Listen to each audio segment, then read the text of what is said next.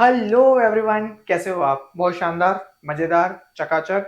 तैयारी एकदम ट्रैक पे है। और अभी लास्ट के कुछ दिन बचे हैं, 20-25 days. First of all wish you a very happy, नहीं यार, हिंदी में बोलते हैं, होली की भाई साहब आपको बहुत ज्यादा शुभकामनाएं, और बहनों को भी। और रमजान चल रहा है तो उसकी भी बहुत सारी शुभकामनाएं बाकी हमारे भाइयों को।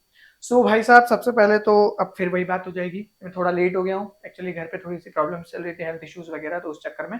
बट आई प्रॉमिस कि अब सारे वीडियोस कॉन्स्टेंटली आएंगे, और जो हमने बीच में गैप्स रखे थे वो सारे एक के बाद एक कॉन्स्टेंटली हम समय पे अपने टारगेट्स को कंप्लीट करेंगे। ठीक है। दूसरा अनाउंसमेंट जो मुझे करना है वो ये है कि आपके कुछ कमेंट्स आ रहे हैं जिसमें आप बोल रहे हो कि ये वाले क्वेश्चन में थोड़ी सी करेक्शंस हो सकती है, and I totally accept it. Being a human, it's totally fine कि मतलब it's not totally fine, but I try my best कि मैं गलतियां ना करूं, बट कहीं पे कुछ हो सकता है जहाँ पे हम गलत आंसर्स या गलत एक्सप्लेनेशन में चले जाएं। सो उसके लिए हम क्या करेंगे, हम 5 मार्च को जब ये सीरीज पूरी कंप्लीट करेंगे, उसके बाद जो भी तुम लोगों के कमेंट वाले डाउट्स हैं या जो भी तुम क्वेश्चंस भेज रहे हो, उसको मैं अलग तरीके से सॉल्व करूंगा। भी शायद लाइव ले लेंगे तो ज्यादा अच्छा रहेगा, तो लाइव सेशन रख लेंगे उस टाइम पे। और जो भी तुम्हारे डाउट्स होंगे related to preparation, related to mental stress और समथिंग लाइक दिस, वो भी सब हम उसमें डिस्कस कर लेंगे। ठीक है। So don't worry about that. अच्छे से तैयारी करो, ज्यादा परेशान मत हो। वी आर डूइंग बेस्ट और we will do the best as well. ठीक है। सो अगर कोई भी क्वेश्चन में डाउट आता है तो just do the comment, answers करते रहो, टेस्ट देते रहो। मैंने आज रिपोर्ट चेक कर रहा था, बहुत कम बच्चे टेस्ट दे रहे हैं। Please give the test. यहाँ उस टेस्ट में पीवाईक्यूज के अलावा वो क्वेश्चंस भी हैं जो एक्चुअल एग्जाम में भी रिपीट हो सकते हैं। सेट में 40 क्वेश्चन मॉक टेस्ट रिपीट हुए थे एमपी सेट के अंदर। नेट के अंदर भी ऑलमोस्ट बहुत सारे, और जैन में भी बहुत सारे question as related to mock थे। तो प्लीज टेस्ट देते रहो, जो क्वेश्चन एक्स्ट्रा मिल रहे हैं उसको प्लीज करते रहो। Without practice it's very hard to apply the concepts, right? So do it. Now let's move on and do the comments, do the, and thank you for all your support as well. So मजा करते हैं, चलो भैया। Let's start with the methods in biology. यहाँ पे S लगा देना अलग से, methods in biology. So this is going to be from 2018 to 2015. मैंने 14 वाला पेपर स्किप किया है। स्किप इसलिए किया है क्योंकि उसके अंदर बहुत सारे रिपीटेड थीम के क्वेश्चंस थे, और ये तुम्हारा होमवर्क भी रहेगा। So will talk about it, let's move on. So will starting from the 2018 part A के क्वेश्चन से अपन शुरू कर रहे हैं। पार्ट ए के क्वेश्चन की अगर अपन बात करें, पहला सवाल जो आज अपन देख रहे हैं, और ये भी रिपीटेड थीम पे ही क्वेश्चन है, ऑब्वियसली पढ़ते हैं क्या है। 10 gram of the plant material is extracted in 100 ml of a suitable buffer। ठीक है, तो 100 ml का बफर ले लिया है, 10 ग्राम उसके अंदर हमने क्या लिया है, प्लांट मटेरियल लिया गया है 100 ml बफर में। देखना सॉल्यूशन कैसे करना है। ऑन परफॉर्मिंग एन ऐसे फॉर अमाइलेज एक्टिविटी, ठीक है, ऐसे किया जा रहा है अमाइलेज एक्टिविटी, मतलब एंजाइम एक्टिविटी का सवाल है, हमने बायोकेम में भी डिस्कस किए हैं इस तरह के क्वेश्चन, है ना। 100 microlitre extract produce 6 micromolar glucose in 30 minutes of incubation. ठीक है। सो 100 माइक्रोलीटर का कहानी है, पहली चीज ये ध्यान रखना है यूनिट कन्वर्जन का। 100 माइक्रोलीटर में जो हमको एक्टिविटी देखने को मिल रही है वो है 6 माइक्रोमोल्स पर 30 मिनट्स।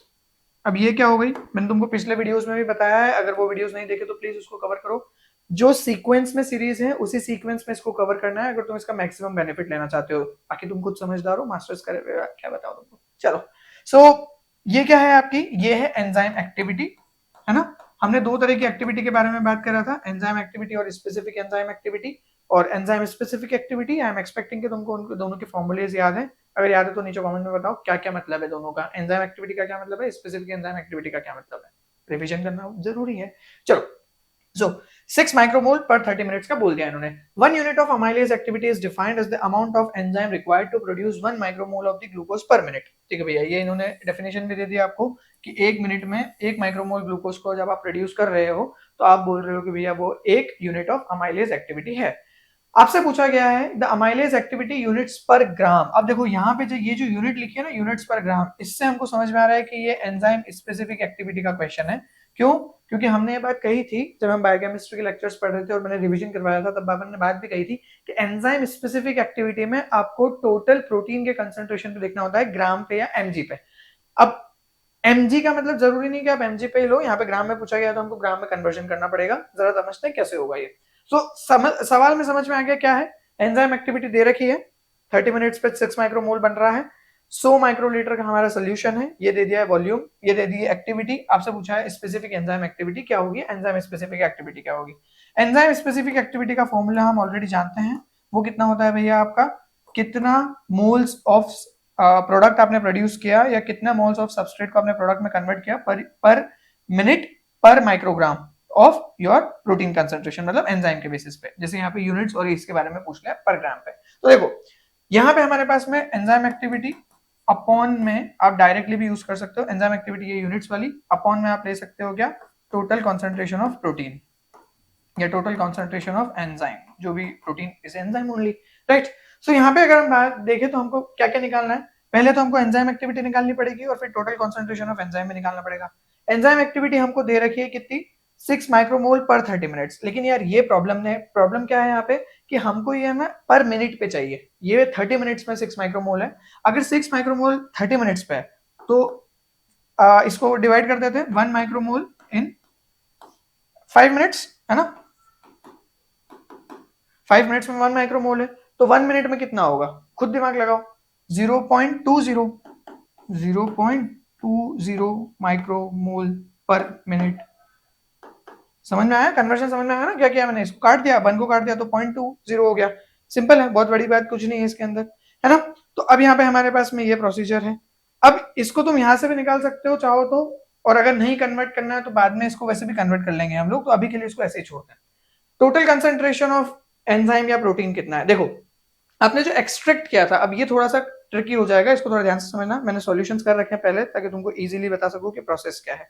तो ये हमारे पास में आया 0.2 माइक्रोमोल्स। इसको 0.20 नहीं लेते हैं, 0.2 ही लेते हैं ताकि इजी रहे ये 0.2। अब वैसे 0 में भी चल जाएगा। अब यहाँ पे ध्यान से समझना, हमको बोला गया था 10 ग्राम पर 100 ml, ठीक है, 10 ग्राम पर 100 ml। लेकिन हमारे से जो वॉल्यूम दिया गया है वो माइक्रोलीटर में दिया गया है, तो आपको ml को माइक्रोलीटर में कन्वर्ट करना पड़ेगा। तो देखो 10 ग्राम पर 100 ml है, 1 ml में 1000 माइक्रोलीटर होता है, तो 100 ml में 100,000 माइक्रोलीटर होगा। तो 10 ग्राम 100,000 माइक्रोलीटर हो गया, क्योंकि वॉल्यूम माइक्रोलीटर में ना, ये जो एक्टिविटी है ये माइक्रोलीटर में है। अगर ये 100 माइक्रो, अब ये क्या पूछा है आपको कि 10 ग्राम 100 माइक्रोलीटर 100,000 माइक्रोलीटर में है, आपको क्या चाहिए, ये पर एमएल पे एक्टिविटी चाहिए आपको। तो आपको ये एमएल पे चाहिए ना, क्योंकि आपकी एक्टिविटी कहाँ पे चल रही है, पूरी की पूरी प्रोसीजर। तो आपको इसको कन्वर्ट कहाँ पे करना पड़ेगा, पर ग्राम पे करना पड़ेगा।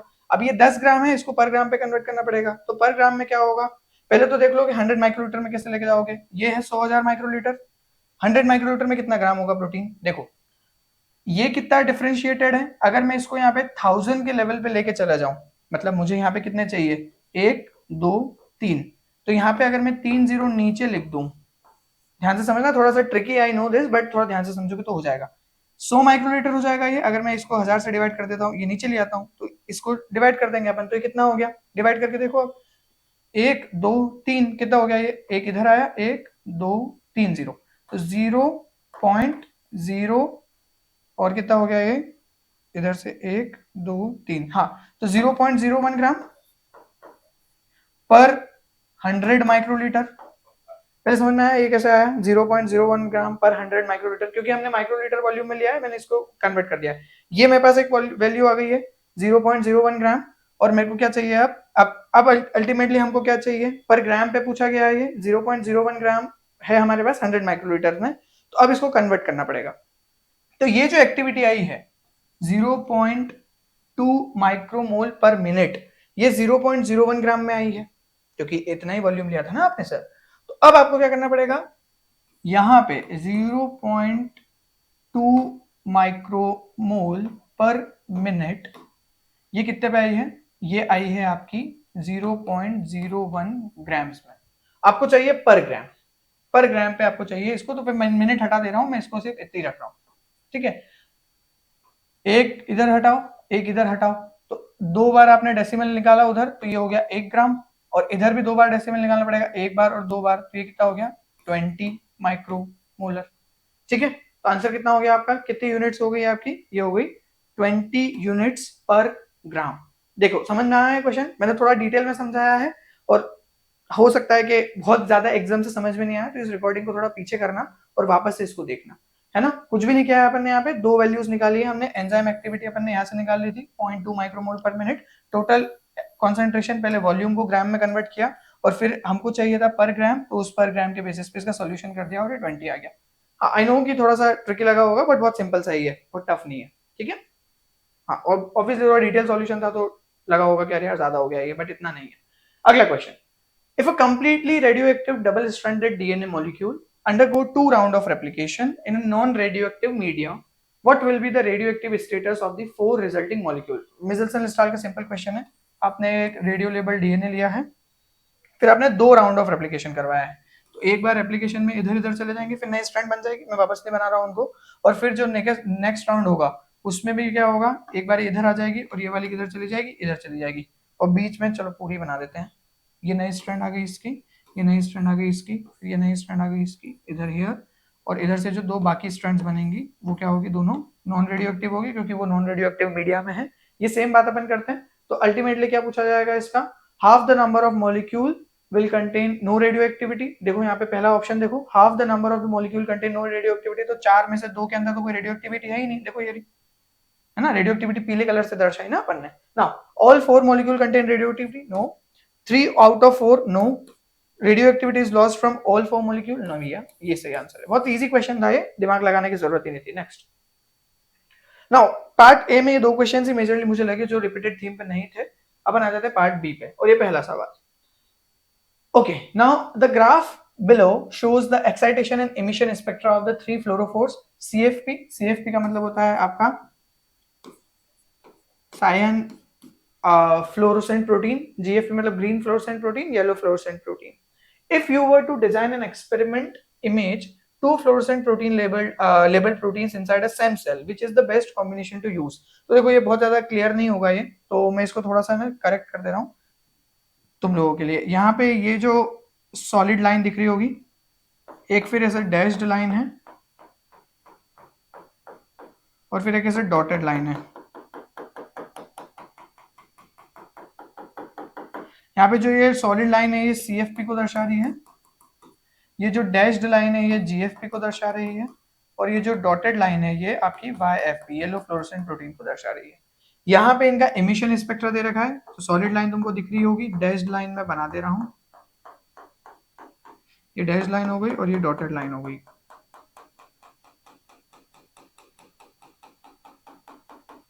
ठीक है, वही सेम प्रोसेस है ना। ये डॉटेड लाइन हो गई, डॉटेड लाइन नहीं दिख रही है क्या?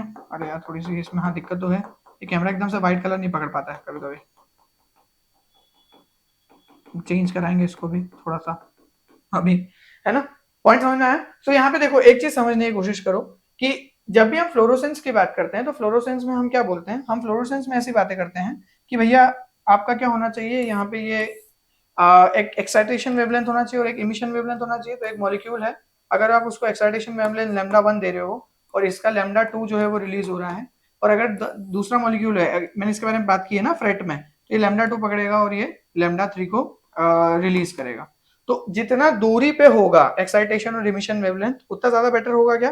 पूरी तरीके से सही नहीं है ये, अब जरा ध्यान से इसके ऑप्शंस को देखते हैं। CFP and GAP if they have overlapping excitation and emission spectra। देखो ओवरलैपिंग होना थोड़ा सा प्रॉब्लमेटिक है, क्योंकि अगर ओवरलैपिंग होगा तो बहुत ज्यादा डिफरेंसेस नहीं होंगे। और अगर तुमने फ्लोरोसेंस का बेसिक मैकेनिज्म पढ़ा है तो तुमने इसके बारे में पढ़ा होगा कि हम इलेक्ट्रॉनिक लेवल्स के बारे में बात करते हैं, और इसमें जो लास्ट इलेक्ट्रॉनिक लेवल होता है आपका एक्साइटेड एनर्जी का, जब वहां से आपके इलेक्ट्रॉन्स जंप करते हैं वापस ग्राउंड एनर्जी स्टेट में, तो यहाँ पे जो इमिशन होता है उससे आपको फ्लोरोसेंस देखने को मिलता है। अगर ओवरलैपिंग अरेंजमेंट होगा तो इसमें क्या होगा कि ये बहुत पास में आ जाएगा, इसके चिपक जाएगा और इनके अंदर कोई एनर्जी डिफरेंस बचेगा ही नहीं। अगर एनर्जी डिफरेंस बचेगा ही नहीं तो कोई इमिशन होगा ही नहीं। तो जो अगर इसका एक्साइटेशन और इमिशन स्पेक्ट्रा बहुत क्लोज है दो GFP फ्लोरोसेंट प्रोटीन्स का, तो वो बहुत अच्छे से इमिट नहीं कर पाएंगे। नाउ अगला ऑप्शन दे रखा है CFP एंड YFP, तो ये साइन फ्लोरोसेंट प्रोटीन है और ये YFP का अरेंजमेंट यहाँ पे है, ये YFP है। तो ये साइन का एक्साइटेशन है 425 के आसपास मैक्सिमम, और इसका है यहाँ पे 575 के आसपास। इसका एब्जॉर्प्शन जो है वो 525 के आसपास है। ठीक है, नाउ तो CFP as they have maximum separated excitation and emission spectra, yeah this is the correct statement। जो एक्साइटेशन और emission spectra अगर सेपरेटेड रहेंगे तो उस वजह से आपकी जो एनर्जी है वो बहुत इजीली ट्रांसफर हो पाएगी और अच्छा स्पेक्ट्रा देगी। और इसी वजह से जब हम फ्रेट भी करते हैं, तो हम जब फ्रेट करते हैं तो हम ऐसा नहीं कि बहुत क्लोज वाली वेवलेंथ को पकड़ते हैं, हम थोड़ी दूर की वेवलेंथ को पकड़ते हैं, जैसा इस एक्सपेरिमेंट में था। ठीक है, अच्छा सवाल था ये, ऐसे डायरेक्टली एकदम से अगर तुमने सिर्फ रट के चले गए हो फ्रेट तो नहीं समझ में आएगा। It was a good question, let's move on. अगला, haemoglobin is made up of 2 copies. ठीक है, 2 कॉपीज का बना हुआ है वो। Each of alpha and beta. हाँ हम जानते हैं भैया ये बात, तो इसको डाइमर ऑफ हेटेरोडाइमर बोलते हैं अपन, है ना। हीमोग्लोबिन को कभी भी टेट्रामर नहीं बोलना है, इसको dimer of heterodimer. Alpha beta globin chain, the technique used to establish the stoichiometry of the alpha and beta subunits are. Stoichiometry का मतलब बेसिकली हम बात कर रहे हैं कि रेशियोज जो बता सके कि किस रेशियो में अल्फा और बीटा आपके लगते हैं। ऑब्वियसली हम जानते हैं कि अल्फा टू बीटा टू होता है, लेकिन हमको समझना है कि कैसे लगते हैं। तो सबसे पहले इसमें बोल रहे हैं SDS PH and hydrophobic interaction chromatography. Hydrophobic interaction chromatography का यहाँ पे कोई लेना देना नहीं है, यहाँ से गड़बड़ हो जाती है। Gel filtration chromatography and ion exchange chromatography. देखो जेल फिल्ट्रेशन क्रोमेटोग्राफी के बेसिस पे आप कर तो सकते हो काम, लेकिन जेल फिल्ट्रेशन क्रोमेटोग्राफी सबसे पहले करना आपको बेटर अरेंजमेंट देगा, और आयन एक्सचेंज क्रोमेटोग्राफी फिर प्रॉब्लमेटिक है, क्योंकि इसमें आपको चार्जेस वगैरह और ये सारी चीजों के बारे में आइडिया नहीं है।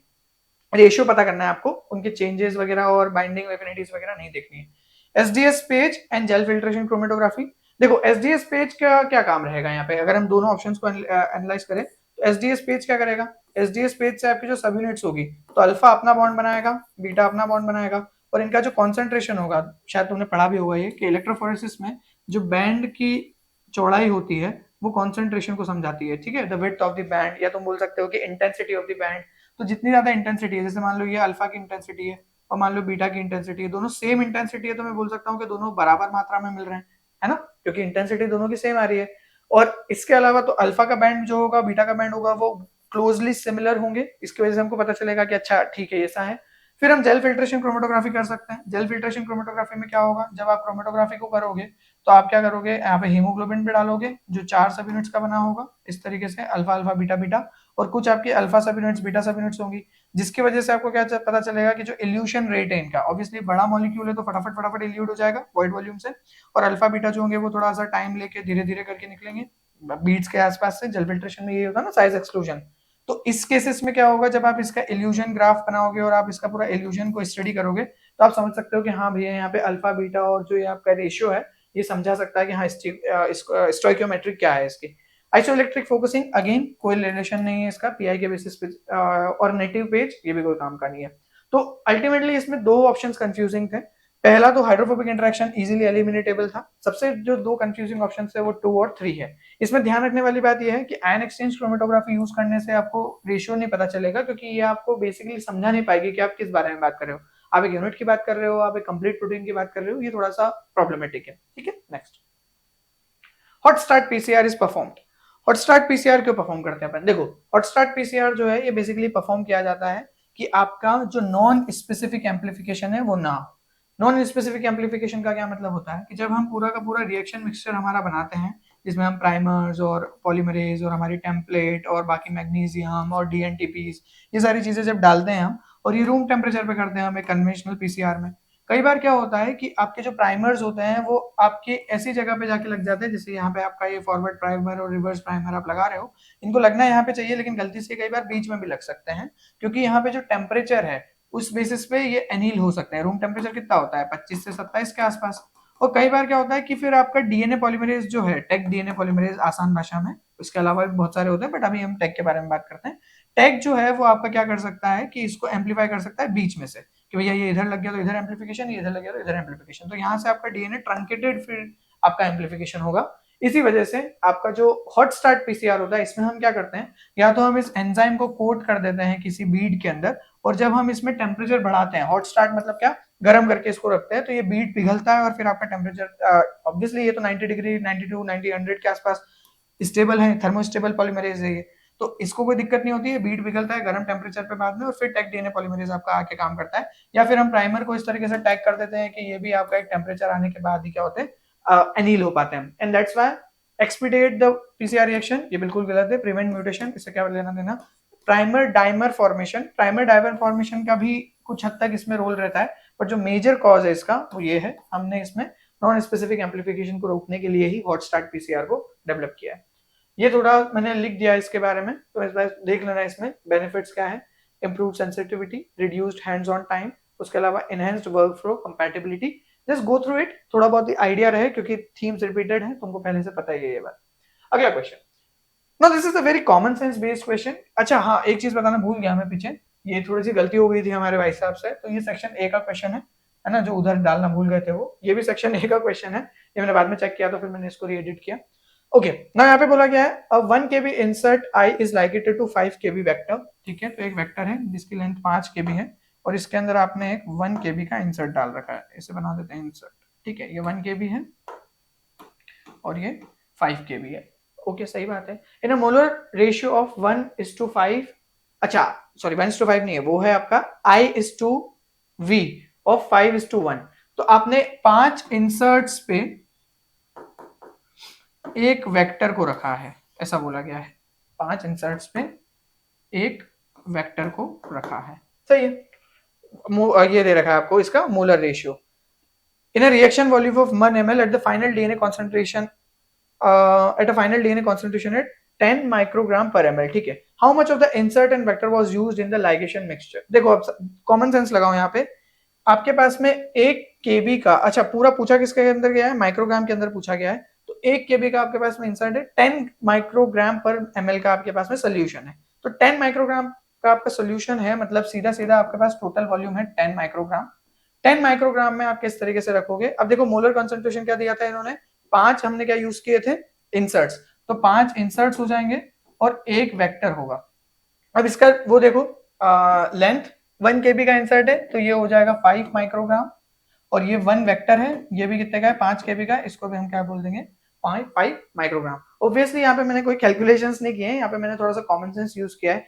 बाकी अगर तुम ध्यान से देखोगे तो मोलर कॉन्सेंट्रेशन को फिट नहीं कर पाओगे, 5:1 का मोलर कॉन्सेंट्रेशन सिर्फ इसी में फिट होगा कि आप इसके 5:1 का रेशियो भी लो और फिर 5:5 का सेटअप भी बना के प्लस 10 टोटल 10 भी माइक्रोग्राम भी होना चाहिए, और यही एक आंसर है, इसके अलावा कोई दूसरा आंसर नहीं है। इसका सॉल्यूशंस हो सकते हैं, आई डोंट नो कि बाकी किस तरीके से सॉल्व करेंगे, बट सिंपल कॉमन सेंस अगर क्वेश्चन हो रहा है तो क्यों दिमाग लगाना। अगला, A human gene is cloned, ये भी सेक्शन ए का क्वेश्चन है, in an E. coli expression vector. However, extremely poor protein production is detected on SDS page despite high level of specific mRNA। मतलब सीधा सीधा क्या है कि आपके पास में mRNA तो भर भर के पड़ा हुआ है, लेकिन आपके पास में प्रोटीन की बहुत ज्यादा कमी देखने को मिल रही है। इसका सीधा सीधा कारण क्या हो सकता है, फॉर्मेशन ऑफ इंक्लूजन बॉडीज। देखो ये एक तरह का ऑप्शंस तो हो सकता है कि इंक्लूजन बॉडी का बन जाना, लेकिन इंक्लूजन बॉडीज जो होती है वो आपकी मिसफोल्डेड प्रोटीन्स और इसके लिए, या अनडाइजेस्टेड मटेरियल जो फूड का होता है लाइसोसोम खराब होने के कारण, उसके लिए कहा जाता है यूजुअली मिसफोल्डेड प्रोटीन्स वगैरह। तो हम यहाँ पे बोल रहे हैं कि यार एसडीएस पेज पे पुअर प्रोटीन एक्सप्रेशन देखने को मिल रहा है, इस वजह से हम इस ऑप्शन के ऊपर नहीं जाएंगे। हाँ ये ऑप्शन कुछ हद तक सही है, लेकिन lack of human translation initiation factor, translation initiation factor अगर हम इसमें, तो ऑब्वियसली ये अपने यूज करेगा तो उसमें भी कोई लेना देना नहीं है, इकोलाई अपने यूज करेगा है ना, एमआरएनए दे दिया ना उसको। Lack of human elongation factor, obviously ये भी सेम वही एक्सप्लेनेशन है कि आपके पास एमआरएनए ऑलरेडी है तो आपको तो एमआरएनए मिला हुआ है, तो आप तो उस राइबोसोम से भी बना सकते हो, उससे कोई प्रॉब्लम नहीं है ना। Lack of specific iso accepting tRNAs, now this is the case. Iso accepting tRNA का क्या मतलब होता है, ये तो मुझे कमेंट में बताओगे, मुझे नहीं आता है ये, है ना, थोड़ी सी कर दो यार हेल्प अब। ठीक है, सो मुझे नहीं आता है ये, तो what is the meaning of iso accepting tRNAs, इसका मतलब कमेंट्स में बताना। तो इसका आंसर भी यही है कि भैया आइसो एक्सेप्टिंग टीआरएनएस नहीं होने की वजह से, ऑब्वियसली तुम समझो ना, एमआरएनए होने के बावजूद भी प्रोटीन का लेवल कॉन्सेंट्रेशन कम है, तो ट्रांसफर नहीं हो पा रहा होगा प्रॉपर तरीके से, अमीनो एसिड्स नहीं आ पा रहे होंगे और इसी वजह से प्रोटीन नहीं बन रहा होगा, simple. Carbon of glucose is labelled with, अच्छा नेक्स्ट क्वेश्चन है ना, द कार्बन, और कौन सा कार्बन, C1। तो ग्लूकोज का स्ट्रक्चर अपने को सभी को आता ही है ना, हैवर्थ प्रोडक्शन बना के समझो, कौन सा बताऊं, चलो हैवर्थ समझ लो।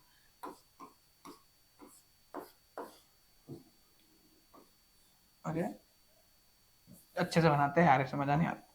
ये लिया इधर ऐसे ऐसे ऐसे बेटा, CH2OH है ना।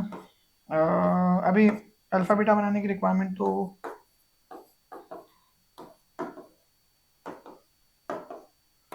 चलो बना ही देते हैं, ये बीटा हो गया। ठीक है, ये हमारे पास में ग्लूकोज हो गया। इसका कार्बन नंबर 1 जो है उसको लेबल किया गया है 14C से, तो ये हमारा लेबल्ड कार्बन है 14C, जिसके अंदर स्पेसिफिक एक्टिविटी है 10, ये specific activity of 10 MCI। MCI क्या है ये आपका, ये रेडियो एक्टिविटी है, this is your radio activity. Okay perfect है। After one round of glycolysis the specific activity of radio labelled pyruvate is, देखो अब एक ग्लूकोज से आपके 2 पाइरुवेट बनते हैं, आपने क्या किया, C1 को लेबल किया था, अब मैं इसको इस तरीके से लिख रहा हूं, C1 को लेबल किया था, आप जानते हो इस तरीके से कट लगेगा, तो C1 लेबल्ड है तो एक ही पाइरुवेट के अंदर एक्टिविटी जाएगी, ठीक है, और वो एक्टिविटी क्या होगी अल्टीमेटली, फिर आपकी स्पेसिफिक एक्टिविटी ऑफ टाइम पर माइक्रोमोलर था वो हाफ हो जाएगी, क्योंकि आपके क्या हो गए यहाँ पे दो टुकड़े हो गए, और इसी वजह से आंसर कितना होगा 5, है ना। That is how your answer will be 5, the specific activity of radio labelled pyruvate is आधी हो जाएगी वो, ठीक है। Next, okay, now another question, बढ़िया सवाल है ये भी। The result of an in vitro phosphorylation, in vitro phosphorylation ऐसे कर रहे हैं हम लोग यहाँ पे, जिसमें हमने गामा P32 यूज किया है, गामा P32 यूज किया है, गामा P32 ATP यूज किया गया है, ठीक, कोई दिक्कत नहीं है।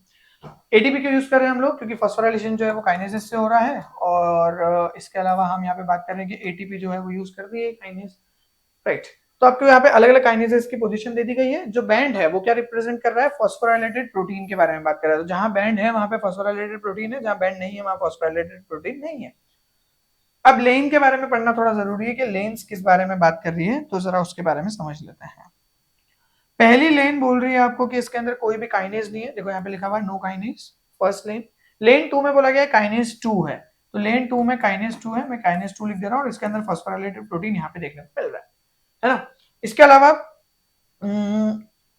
यहाँ पे इस जगह पे अनफॉस्फोराइलेटेड प्रोटीन की पोजीशन भी है, ये इसमें बोल रही है पोजीशन ऑफ अनफॉस्फोराइलेटेड प्रोटीन। तो फॉस्फोराइलेशन से एक चीज समझ में आ रही है हमको कि भाई साहब यहाँ पे है ना कुछ मूवमेंट में डिफरेंस आ रहा है फॉस्फोराइलेशन से।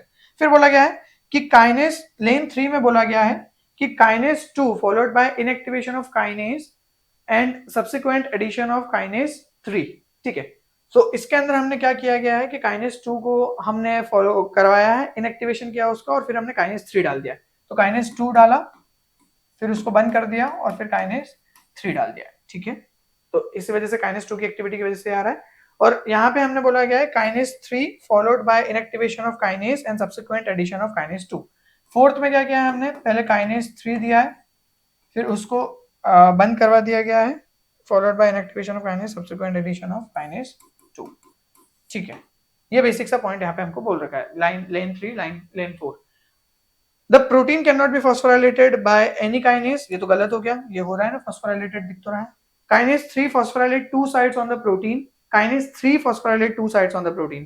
काइनेस 3 जो है वो फॉस्फोराइलेट कर रहा है क्या, देखो अगर यहाँ पे काइनेस 3 हमने पहले डाला था फिर बंद किया था, तो यहाँ पे भी फॉस्फोराइलेशन होना चाहिए था, लेकिन ऐसा तो नहीं है। तो काइनेस 3 जो है वो फॉस्फोराइलेशन कराएगा दो साइड्स पे, नहीं ऐसा नहीं है, ये गलत है।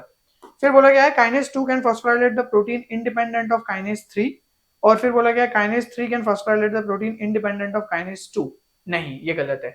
देखो अगर तुम ध्यान से देखोगे तो यहाँ पे दो ऑप्शन में बहुत इंटरेस्टिंग केस है। काइनेस 2 डाला आपने पहले, फिर उसको बंद किया, फिर काइनेस 3 डाला, तो आपको एक नया बैंड दिखा यहाँ पे। तो काइनेस 2 ने ये फॉस्फोराइलेशन किया, जिसकी वजह से प्रोटीन जो है उसको काइनेस 3 देख पाया, और इसी कारण से हम ये बोल रहे हैं कि काइनेस 2 जो है वो तो बिना काइनेस 3 के चल सकता है, लेकिन काइनेस 3 जो है वो काइनेस 2 के बिना नहीं चल सकता, क्योंकि यहाँ पे हमने पहले काइनेस 3 डाल के देखा तो ये फॉस्फोराइलेशन हो जाना चाहिए था, लेकिन यहाँ पे फॉस्फोराइलेशन हुआ ही नहीं। इसका सीधा सीधा मतलब kinase 3 can not work independently, it is dependent upon kinase 2। I hope ये समझ में आया होगा, बहुत अच्छा सवाल था ये भी, मजा आया इसको सॉल्व करके। Next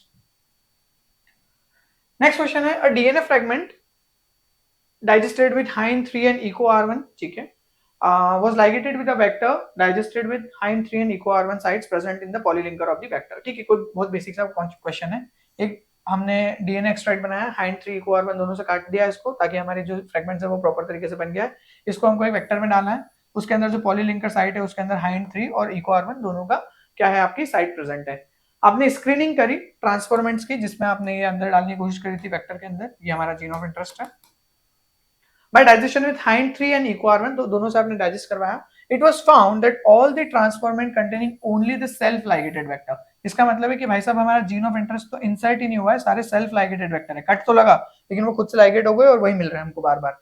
there was no recombinant clones, इसका सीधा सा मतलब क्या है कि हमारा इंसर्ट उसके अंदर क्लोन नहीं हुआ है, और ये क्यों हुआ होगा, तो इसमें पहला ऑप्शन है only one of the restriction enzyme digested the vector. देखो जीन ऑफ इंटरेस्ट तो हमने दोनों से काट के बनाया है, तो इसके ऊपर कोई लोड ही नहीं है, तो जिस भी ऑप्शन में जीन ऑफ इंटरेस्ट के बारे में लिखा गया है वो गलत है। क्या both the restriction enzyme digested the insert, ये तो आपको क्या बोल रहा है यहाँ पे कि क्यों इंसर्ट नहीं हुआ, तो इससे कोई लेना देना नहीं है, क्योंकि वो तो ऑलरेडी बना दिया गया था। इंसर्ट के दोनों ऑप्शन ऐसे हटा दो, बना बनाया इंसर्ट है हमारे पास, सिर्फ इन दोनों में से ही आंसर होगा। Only one of the restriction enzyme digested the vector, both the restriction enzyme digested the vector। अगर दोनों एंजाइम ने डाइजेस्ट किया होता वेक्टर को तो ये जो साइट्स होती है आपकी प्रॉपर तरीके से इंसर्ट हो पाती। एंड इसका सीधा सीधा आंसर ये है कि एक ही एंजाइम ने आपका डाइजेस्ट किया है वेक्टर को, इसी वजह से क्योंकि इसकी साइट्स मैच ही नहीं कर पाई, इस वजह से इंसर्शन नहीं हुआ। एंड ये बहुत बार होता है जब हम इस तरीके से क्लोनिंग करने की या एक्सप्रेशन करने की या इंसर्ट करने की कोशिश करते हैं, अगर हमारे रेस्ट्रिक्शन एंडोन्यूक्लियस प्रॉपर काम नहीं करते हैं तो हमने इंसर्ट को तो दोनों के लिए बनाया है, और मान लो इस वेक्टर में है ही नहीं दूसरे वाले रेस्ट्रिक्शन एंडोन्यूक्लियस या पहले वाले रेस्ट्रिक्शन एंडोन्यूक्लियस की साइट, तो वो काम नहीं करेगा। आई बात समझ में? Next, okay now this is a very basic question, ये वाली चीज मैंने तुमको पहले बताई है। कैंटिलीवर टिप किस में यूज की जाती है, और तुम ऑलरेडी जानते हो कैंटिलीवर टिप किस में यूज की जाती है, एटॉमिक फोर्स माइक्रोस्कोपी में। बहुत इजी क्वेश्चन था, देखो रिपीटेशन है, बहुत सारे क्वेश्चन में रिपीटेशन है। चलो मैं यहाँ पे एक दो क्वेश्चन और पूछ लेता हूँ। मेरे को ये बात बताओ कि अगर मुझे ये करना है, मेम्ब्रेन स्टडी करना है, तो मुझे क्या लेना चाहिए? अब डिपेंड करता है मेम्ब्रेन में क्या स्ट्रक्चर, तो इंटरनल स्टडी करना है मेम्ब्रेन की, तो मुझे क्या यूज करना चाहिए? SEM करना चाहिए, या स्कैनिंग इलेक्ट्रॉन माइक्रोस्कोपी, या ट्रांसमिशन इलेक्ट्रॉन माइक्रोस्कोपी। और एक दो क्वेश्चन और बताओ कि अगर मुझे स्टेन्ड सेल को देखना है, स्टेन्ड सेल जिसके अंदर मैंने स्टेनिंग कर रखी है, तो स्टेन्ड सेल को देखने के लिए मुझे क्या करना चाहिए? Should I go for bright field microscopy, light microscopy obviously, और डार्क फील्ड माइक्रोस्कोपी? ये इसका सवाल का आंसर दो। एक क्वेश्चन और पूछ लेता हूं, चलो। अगर मुझे रेजोल्यूशन बढ़ाना है माइक्रोस्कोपी में, तो रेजोल्यूशन बढ़ाने के लिए मुझे रिफ्रैक्टिव इंडेक्स को बढ़ाना चाहिए या उसको कम करना चाहिए? इन दोनों में से कौन सा सही होगा? और जो भी सही होगा उसका रीजन भी देना है ना, क्यों तुमको लगता है रिफ्रैक्टिव इंडेक्स बढ़ाने से रेजोल्यूशन बढ़ेगा या क्यों कम होगा, ठीक है? आगे अगला सवाल। Now another question, in an experiment two different mutation in a single gene was observed, ठीक है?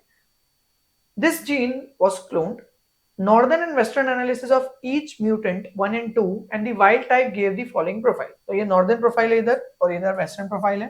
जरा देख लेते हैं, दो म्यूटेशंस किए गए हैं 1 and 2, सही है। देखो northern का क्या मतलब है, northern कब करते हैं अपन, जब हमको क्या करना पड़ता है, क्या करना पड़ता है, प्रोटीन या डीएनए? बताओ, प्रोटीन, डीएनए, आरएनए?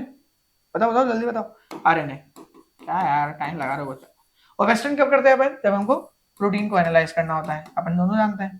तो बेसिकली यहाँ पे आरएनए और प्रोटीन के एनालिसिस के बारे में बात कर रहे हैं। तो डीएनए को एनालिसिस करने के लिए क्या करते हैं फिर यार? पता नहीं, हो सकता है मैं गलत बोल रहा हूँ, आरएनए प्रोटीन नहीं आ रहा हूँ, डीएनए आ रहा हूँ। डीएनए को एनालाइज करने के लिए क्या बोलते हैं? जस्ट किडिंग, आता है, ऐसा नहीं है। चलो आगे बढ़ते हैं। सो आरएनए और प्रोटीन के बारे में बात कर रहे हैं। तो वाइल्ड टाइप में आरएनए भी बन रहा है, म्यूटेंट 1 में आरएनए बन रहा है, म्यूटेंट 2 में आरएनए बन रहा है, और ये ऑलमोस्ट बराबर ही सही चल रहा है, कोई दिक्कत नहीं आ रही है। लेकिन वेस्टर्न ब्लॉट में देखो, ध्यान से समझो, हम ये बात जानते हैं कि जितना नीचे आपका फ्रेगमेंट जाएगा, अरे यार ये दिख नहीं रहा है क्या, रुक जाओ, लाल लेते हैं। जितना नीचे आपका फ्रेगमेंट जाएगा उतना छोटा फ्रेगमेंट होगा। तो 2 वाला जो है वो बहुत ज्यादा शॉर्ट है, छोटा है। 1 वाला अपनी जगह पे है, सही जगह पे, और वाइल्ड वाला भी वहीं पे। तो 1 वाला तो अपनी जगह पे ही है म्यूटेशन के बाद भी, और आपका मतलब बराबर साइज का बना है वो। और आपका जो ये 2 है ये छोटा हो गया है। छोटा हो गया, इसका सीधा सीधा मतलब क्या है कि उसके अंदर किस तरीके का म्यूटेशन हुआ होगा? ट्रंकेटेड प्रोटीन कब बनते हैं अपने, बताओ बताओ, ट्रंकेटेड प्रोटीन कब बनते हैं? हाँ हाँ सही है, नॉनसेंस म्यूटेशन की वजह से। क्या, किसकी वजह से? नॉनसेंस म्यूटेशन की वजह से। तो नॉनसेंस म्यूटेशन का क्या सीन है भैया? नॉनसेंस म्यूटेशन का क्या मतलब होता है यार, ये भी बता दो यार। अब बहुत सारे सवाल पूछ रहा हूँ मैं, तो मैंने सोचा ये भी पूछ ही लूं तुमसे। नॉनसेंस म्यूटेशन का क्या मतलब होता था, है ना? नॉनसेंस म्यूटेशन का मतलब क्या इंट्रोड्यूस कर देते हैं अपन यहाँ पे, डब्बे में बता देना क्या इंट्रोड्यूस होता है यहाँ पे। चलो यार मैं बता दे रहा हूँ, स्टॉप कोडन का इंट्रोडक्शन हो गया है ना। म्यूटेंट 1 है, बोथ है silent mutation in different position. नहीं, साइलेंट म्यूटेशन नहीं है, वरना वो 1 और 2 में डिफरेंस नहीं आता इतना। म्यूटेंट 1 है मिससेंस म्यूटेशन, म्यूटेंट 2 है साइलेंट म्यूटेशन। नहीं, ये भी गलत है कि साइलेंट म्यूटेशन होता तो फिर ये इतना डिफरेंस कैसे आ रहा है साइज में। Mutant 1 has missense mutation, okay हो सकता है, and mutant 2 has nonsense mutation, या this is correct, nonsense mutation. Mutant 2 में नॉनसेंस म्यूटेशन हुआ है, म्यूटेंट 1 में क्या हुआ है? मिससेंस म्यूटेशन हुआ है। मिससेंस का मतलब क्या है, चलो ये बताओ तो जरा, मिससेंस म्यूटेशन का क्या मतलब होता है? और एक और बताना, साइलेंट म्यूटेशन का क्या मतलब होता है? ये दो चीजें बताओ चलो, इसका एग्जांपल भी दो चलो। साइलेंट म्यूटेशन का एक एग्जांपल हो सकता है क्या कोई? ट्राई करके देखो। और मिससेंस का कोई एग्जांपल, साइलेंट का कोई एग्जांपल हो ही नहीं सकता क्योंकि म्यूटेशन है ही नहीं ना। चलो अगला देखते हैं, ये रिपीटेड क्वेश्चन है वापस से। अगला, हाँ, a scientist aimed to identify a binding site for the new transcriptional anti-terminator protein. Which of the following technique will be most appropriate for this experiment? ठीक है, माइक्रोएरे देखो, अब बोला क्या है पहले ये देख लेते हैं। They are going for a binding site of a new transcriptional anti terminator protein, मतलब ऐसा कि जो ट्रांसक्रिप्शन को रोके ना, है ना, एंटी टर्मिनेटर प्रोटीन जो उसको टर्मिनेट होने से रोके। सो कौन सी टेक्निक है जिसमें आप उसके बारे में पता कर सकते हो? माइक्रोएरे ये डीएनए हाइब्रिड्स के बारे में बात करती है। आरएनए सीक्वेंसिंग ये एमआरएनए सीक्वेंसिंग है, इसके बारे में बताएगी, कोई मतलब नहीं है, आपको प्रोटीन और आरएनए इंटरेक्शन देखना है। आरएनए इम्यूनो प्रेसिपिटेशन सीक्वेंसिंग और क्रोमेटीन इम्यूनो प्रेसिपिटेशन सीक्वेंसिंग, ये दो है हमारे पास। इसके बारे में मैंने तुमसे पहले भी बात कही है, डीएनए बाइंडिंग प्रोटीन के साथ में आप इसमें एंटीबॉडीज जनरेट करते हो और वो टारगेटेड डीएनए से जुड़ी होती है, इसके थ्रू आप डीएनए का सीक्वेंस देखते हो। यहाँ पे हमको देखना है एमआरएनए के साथ में प्रोटीन का interaction, and that is why इसमें हम लोग क्या लेंगे, आरएनए इम्यूनो प्रेसिपिटेशन सीक्वेंसिंग, जो कि सेम होती इसी तरीके से है, लेकिन इसके अंदर हम डीएनए बाइंडिंग प्रोटीन और डीएनए एंटीबॉडी देख रहे हैं, यहाँ पे हम एंटीबॉडी आरएनए और आरएनए बाइंडिंग प्रोटीन के साथ देखते हैं, सेम सीक्वेंस ही है, बाकी कुछ भी नहीं है। Now this is the case, थोड़ा सा कॉमन सेंस यूज करोगे तो तुमको समझ में लगेगा कि एंटी टर्मिनेशन मतलब का क्या मतलब है। जब ट्रांसक्रिप्शन के बारे में बात करो तो एमआरएनए आ गया, है ना। अगला, primer extension is a technique employed for mapping the, अरे यार ये भी बहुत सिंपल क्वेश्चन है, ट्रांसक्रिप्शन स्टार्ट साइट देखने के लिए यूज किया जाता है इसको, है ना। ट्रांसक्रिप्शन स्टार्ट साइट कैसे करते हैं, थोड़ा सा इसके बारे में भी देख लो। ये एक छोटा सा डायग्राम मैंने यहाँ पे डाल दिया, बहुत सिंपल सा डायग्राम है। आपके पास में ये एमआरएनए है, एमआरएनए पे आपने इसको हाइब्रिडाइज करवाया है, कहीं पे भी प्रोबिंग कर रखी है इसके आपने, मतलब ये क्या है, लेबल्ड प्राइमर है आपका। लेबल्ड प्राइमर आपने दिया, ये लेबलिंग कर दी 5 प्राइम पे, 5 प्राइम टू 3 प्राइम, इसको यहाँ पे गया है P32 लेबल्ड डीएनए प्राइमर, है ना। P32 लेबल्ड, आई थिंक तुम सब जानते हो कि P32 लेबलिंग का मतलब 5 prime labelling of the DNA है ना। और यहाँ पे इसने हाइब्रिडाइज करवाने के बाद आपने रिवर्स ट्रांसक्रिप्टेज यूज किया, डीएनटीपीज दिए, रिवर्स ट्रांसक्रिप्टेज क्योंकि आरएनए है ये एमआरएनए के बेसिस पे है, तो एमआरएनए को देखते हुए डीएनए बनाते बनाते बनाते आप यहाँ पे आ गए। फिर जो 3 prime end of the DNA है, यहाँ पे आपको समझ में आ गया कि अच्छा ये कैप्साइट है यहाँ पे, और फिर आपने जब इसको सीक्वेंसिंग किया, चाहे सेंगर्स कर लो, मैक्सिमम गिलबर्ट कर लो, पायरो सीक्वेंसिंग कर लो, ऑटोमेटेड सीक्वेंसिंग कर लो, या एनजीएस करना चाहो तो नेक्स्ट जनरेशन सीक्वेंसिंग कर लो, कुछ भी एक सीक्वेंसिंग कर लो, जिसके बारे में आपको पता चल जाएगा कि भैया आपका क्या है, प्राइमर एक्सटेंशन का प्रोडक्ट क्या है। सीक्वेंसिंग में पता चल जाएगा कि ट्रांसक्रिप्शन स्टार्ट साइट कहाँ पे है, कितनी दूर है, वो सारी चीजें। चलो अगला, an in vitro translation system containing microsome was used to translate an mRNA encoding a secretory protein, secretory बोल दिया था, sorry, secretory protein lacking the stop codon, ठीक है, stop codon नहीं है उसमें, मान लिया, lacking the stop codon। Which one of the following outcomes can be expected, कौन सा एक्सपेक्ट किया जा सकता है? देखो अब समझने वाली बात यहाँ पे क्या है, पहली चीज तो आपको समझना पड़ेगा माइक्रोसोम क्या होता है। तो भैया जब आप ईआर को क्या करते हो, पूरी तरीके से तोड़ फोड़ देते हो ना, मेम्ब्रेन स्ट्रक्चर्स होते हैं वापस सील हो जाते हैं, तो ईआर के ये वेसिकल्स हैं जिसको हम माइक्रोसोम बोलते हैं, ध्यान रखना है बात, है ना। जब हम ईआर और एसईआर आरईआर को स्टडी करते हैं साइंटिफिकेशन में, तो माइक्रोसोम बना के ही करते हैं। आपको बोला गया माइक्रोसोम हो रहा है, तो बेसिकली इसमें बोला गया कि सिक्रेटरी प्रोटीन है और इसमें स्टॉप कोडन नहीं है, मतलब बनता तो जाएगा वो, क्यों, वो आपका क्या हो रहा है, which one of the following outcome can be expected, outcome क्या पूछा गया, the protein will not be translated, stop codon नहीं है उसमें, ट्रांसलेशन तो होगा ही होगा, the protein translation will start but stop after some time, no it will not stop, the protein will be fully synthesised but not incorporated into the microsomal membrane if there is some hydrophobic segments that can got into microsomal membrane as well, and the protein will be synthesized and incorporated into the microsome but will not be released from the ribosome. Yeah, I think this is the correct statement कि भैया ये क्या होगा, आपका जो protein होगा वो आपका सिंथेसाइज होगा, माइक्रोसोम में इनकॉर्पोरेट भी हो जाएगा, लेकिन ये राइबोसोम से रिलीज ही नहीं होगा, तो राइबोसोम अंदर पड़े रहेंगे इस तरीके से, यहीं पे ये प्रोटीन जो होगा आपका मेंटेन रहेगा। आई बात समझ में? Yeah, this is a good question. Not incorporated into the microsomal membrane. ये incorporation जो है ये गलत लिखा है यहाँ पे, incorporate हो जाएगा। अगला, during subcellular fractionation, a protein is recovered in the membrane fraction. ठीक है। However, upon washing the membrane fraction with the high salt, the protein is obtained in the soluble fraction. अच्छा, आपने क्या किया, सबसेलुलर फ्रैक्शनेशन किया, एक मेम्ब्रेन निकाली, उसके ऊपर आपके प्रोटीन लगे हुए हैं कुछ, आपने हाई सॉल्ट कंसंट्रेशन दिया, हाई सॉल्ट से कौन से वाले प्रोटीन निकल जाते हैं, पेरिफेरल प्रोटीन्स या आपके जो सरफेस बाउंड प्रोटीन्स होते हैं, तो पेरिफेरल प्रोटीन्स जो होते हैं वो सोल्यूबलाइज हो जाते हैं। अगर आपको इंटीग्रल प्रोटीन होता तो इंटीग्रल प्रोटीन के लिए आपको क्या चाहिए होता, डिटर्जेंट चाहिए होता, यहाँ पे हमने डिटर्जेंट कहीं भी यूज नहीं किया है, इसलिए इंटीग्रल प्रोटीन नहीं है ये, और इसी वजह से सीधा क्वेश्चन हो जाता है कि नॉन कोवेलेंट बॉन्ड से जुड़ा हुआ पेरिफेरल प्रोटीन है ये, ठीक है। लिपिड एंकर भी नहीं है क्योंकि उसके लिए भी डिटर्जेंट लगेगा, ट्रांसमेम्ब्रेन के लिए डिटर्जेंट लगेगा, कोवेलेंट बॉन्ड से ये जुड़ा हुआ नहीं है, वरना हाई सॉल्ट से निकलता नहीं, सिंपल क्वेश्चन।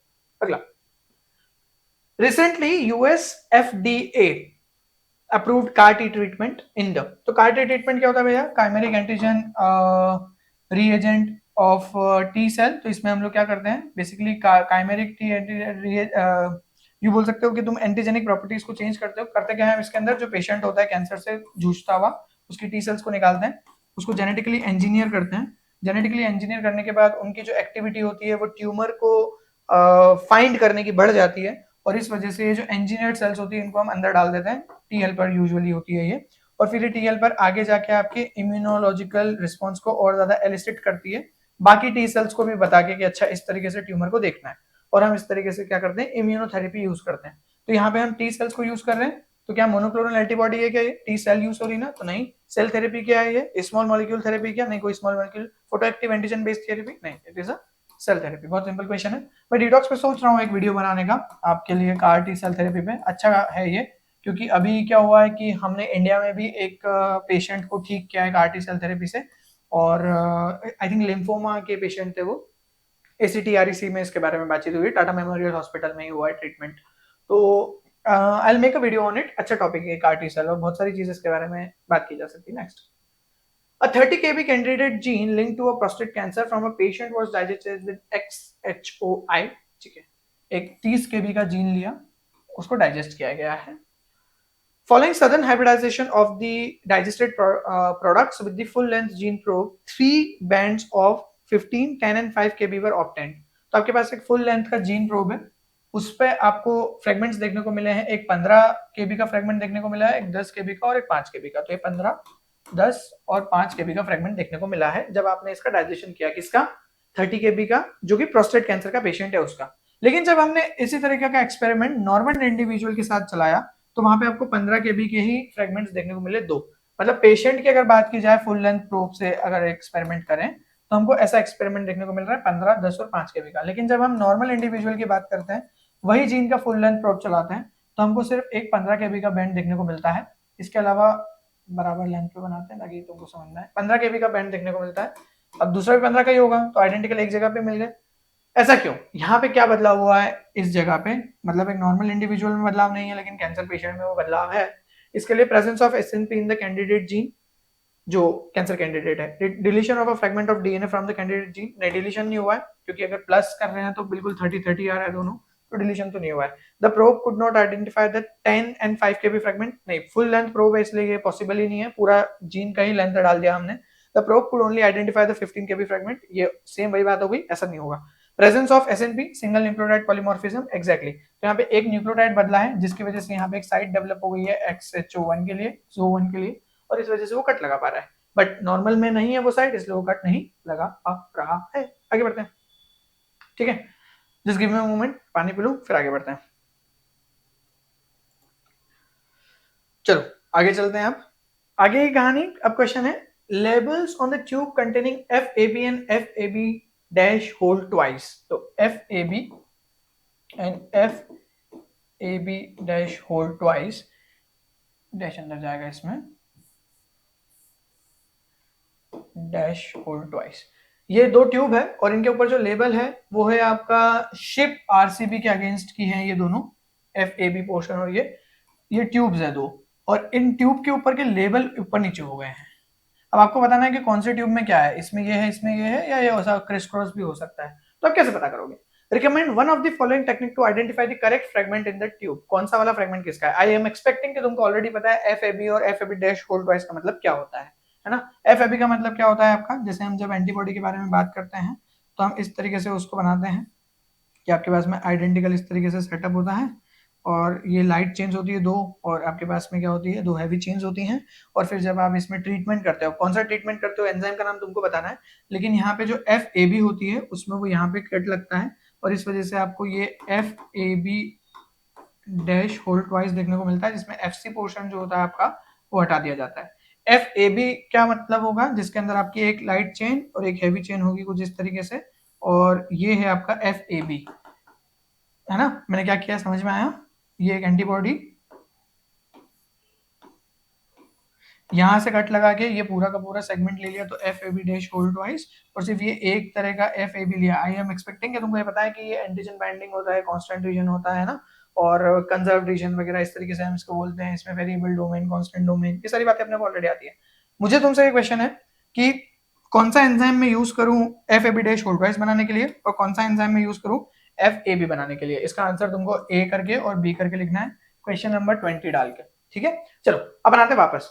तो देखो अब यहाँ पे सवाल उठता है कि आप एग्लूटिनेशन का नाम सुना होगा तुमने, एग्लूटिनेशन करवा दो आप आपकी आरबीसी के साथ में, तो क्योंकि इसके अंदर क्या है आपकी प्रॉपर अरेंजमेंट है, तो यहाँ पे एंटीजन ऐसे बैठ जाएगा और जब इस तरीके से बैठेंगी तो फिर ये इस तरीके से एग्लूटिनेशन कर पाएगी। तो एग्लूटिनेशन जो है वो आपका FAB डैश होल्ड ट्वाइस से हो जाएगा, FAB से आपका एग्लूटिनेशन नहीं हो पाएगा। कॉम्प्लीमेंट फिक्सेशन कोई लेना देना ही नहीं है इसका। रॉकेट इलेक्ट्रोफोरेसिस किया जा सकता है बट इतनी मेहनत क्यों करनी है जब इसी से काम हो जाएगा। तो रिड्यूसिंग ये भी कोई काम का नहीं है, सिंपल आंसर है एग्लूटिनेशन। तो अगर तुमको ये बेसिक आइडिया पता है कि यहाँ पे एंटीजन बाइंडिंग पॉसिबल है, यहाँ पे एंटीजन बाइंडिंग और एग्लूटिनेशन बेसिकली क्या होता है, जब बहुत सारी एंटीबॉडीज जो होती है आपकी क्रॉस एक दूसरे से क्या है क्रॉस लिंक कर जाए। यहाँ पे क्रॉस लिंक करना पॉसिबल ही नहीं है, यहाँ पे है सिंपल।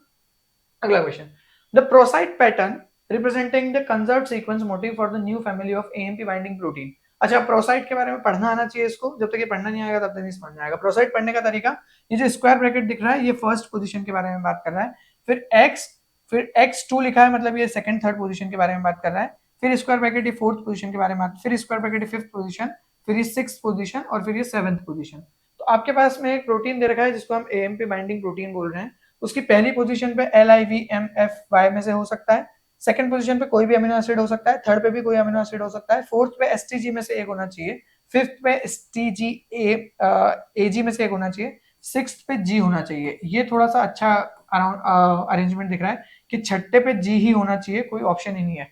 सारे ऑप्शंस को ध्यान से देखो, कहां पे तुमको सिक्स्थ, रुक जाओ, पहला, दूसरा, तीसरा, चौथा, पांचवा, छठा, हाँ सिक्स पोजीशन पे कहां पे आपको जी देखने को मिल रहा है, 1 2 3 4 5 6, यहाँ पे तो वाई देखने को मिल रहा है तो ये नहीं हो सकता ऑप्शन। 1 2 3 4 5 6, यहाँ पे जी देखने को मिल रहा है छठे पोजीशन पे, है ना, तो छठे पोजीशन पे जी यहाँ पे है, ये पॉसिबल ऑप्शन है। 1 2 3 4 5 6, यहाँ पे भी जी पोजीशन नहीं है, ये भी गलत हो जाता है। 1 2 3 4 5 6, यहाँ पे भी वाई है, ये भी गलत हो जाता है। देखो सिंपल क्वेश्चन था। अच्छा सिंपल ये कब है जब हमको इसके बारे में पता है कि इसको पढ़ना कैसे है। अगर तुमको इसको पढ़ना नहीं आता है तो फिर इस तरह का सवाल मत करना।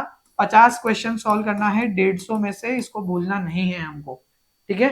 अगर ये क्वेश्चन बायोइन्फो का है वैसे, अगर नहीं बनता है तो छोड़ो, ज्यादा लोड मत लो, इसके लिए पढ़ने मत बैठ जाना आप, बहुत क्लोज एग्जाम है। चलो अगला बात करते हैं, डॉट मैट्रिक्स एनालिसिस, अगेन बायोइन्फो का क्वेश्चन। सीक्वेंस सिमिलैरिटी के बारे में बात करेंगे इसके अंदर अपन, और ऑब्वियसली रिपीटिंग सीक्वेंसेस के बारे में। तो डॉट मैट्रिक्स एनालिसिस जो होता है अमीनो एसिड सीक्वेंस का किया गया है यहाँ पे दो फाज का, लैम्डा फाज जो कि C1 है इसका हॉरिजॉन्टल सीक्वेंस लिया गया है, और फाज P22 का C2 लिया गया है ना। C1 CI जो भी तुम उसको बोलते हो, आई एम एक्सपेक्टिंग तुमको इसके बारे में पता है, लाइटिक और लाइसोजेनी में बात करते हैं इसके बारे में, है ना। तो C1 और P22 C2 रिप्रेसर के बारे में बात की गई है। अच्छा अब पहले समझ लो कि इसको यूज कैसे किया जाता है। तो डॉट मैट्रिक्स में हम इस तरीके से एक सीक्वेंस लेते हैं, दूसरी सीक्वेंस हम इस तरीके से लेते हैं, इसलिए तुम देख रहे होंगे 5 10 20 30 इस तरीके से। ये अमीनो एसिड का नंबर है सीक्वेंस में, 5वें नंबर का अमीनो एसिड, 10वें नंबर का, 20वां, ऐसे 50वां, यहाँ पे 40वां। अब जब आपके दो अमीनो एसिड एक साथ मिलते हैं, जैसे ये वाला डॉट मैट्रिक्स है, यहाँ पे ये जो डॉट बना है, ये डॉट इसलिए बना है क्योंकि जो 10वें नंबर का अमीनो एसिड यहाँ से आ रहा है और जो 5वें नंबर का अमीनो एसिड यहाँ से आ रहा है ये सेम है, तो ये सेम हो गया, इसलिए आप एक डॉट बना दिया। इस तरीके से डॉट्स है। डॉट बनाने के बाद हम नीचे से from your bottom right corner to top left corner इस तरीके से लाइन ड्रॉ करते हैं, इसी वजह से यहाँ पे लाइन ड्रॉन है।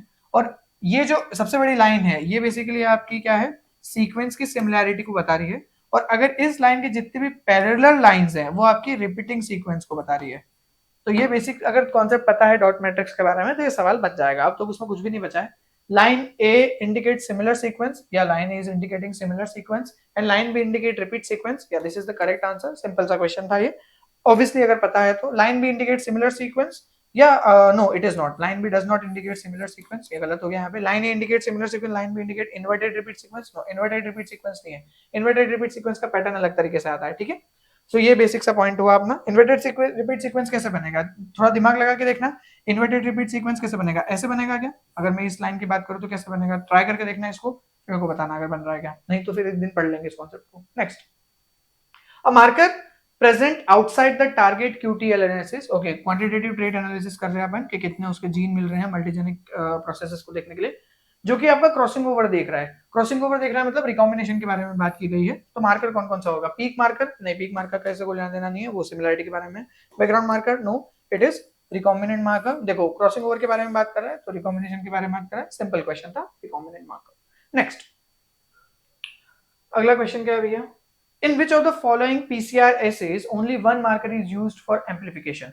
ओके नाउ इसका डिटेल एक्सप्लेनेशन देने जाऊंगा तो बहुत बड़ा हो जाएगा। इसका सीधा सीधा आंसर है आपका inter simple sequence repeat. Inter simple sequence repeat में हम सिंगल मार्कर यूज करते हैं। मैंने इसके बारे में दो तीन चीजें यहाँ पे डाल दी है तो इसको रीड कर लेना। ये है एसएसआर के बारे में, सिंपल सीक्वेंस रिपीट के बारे में।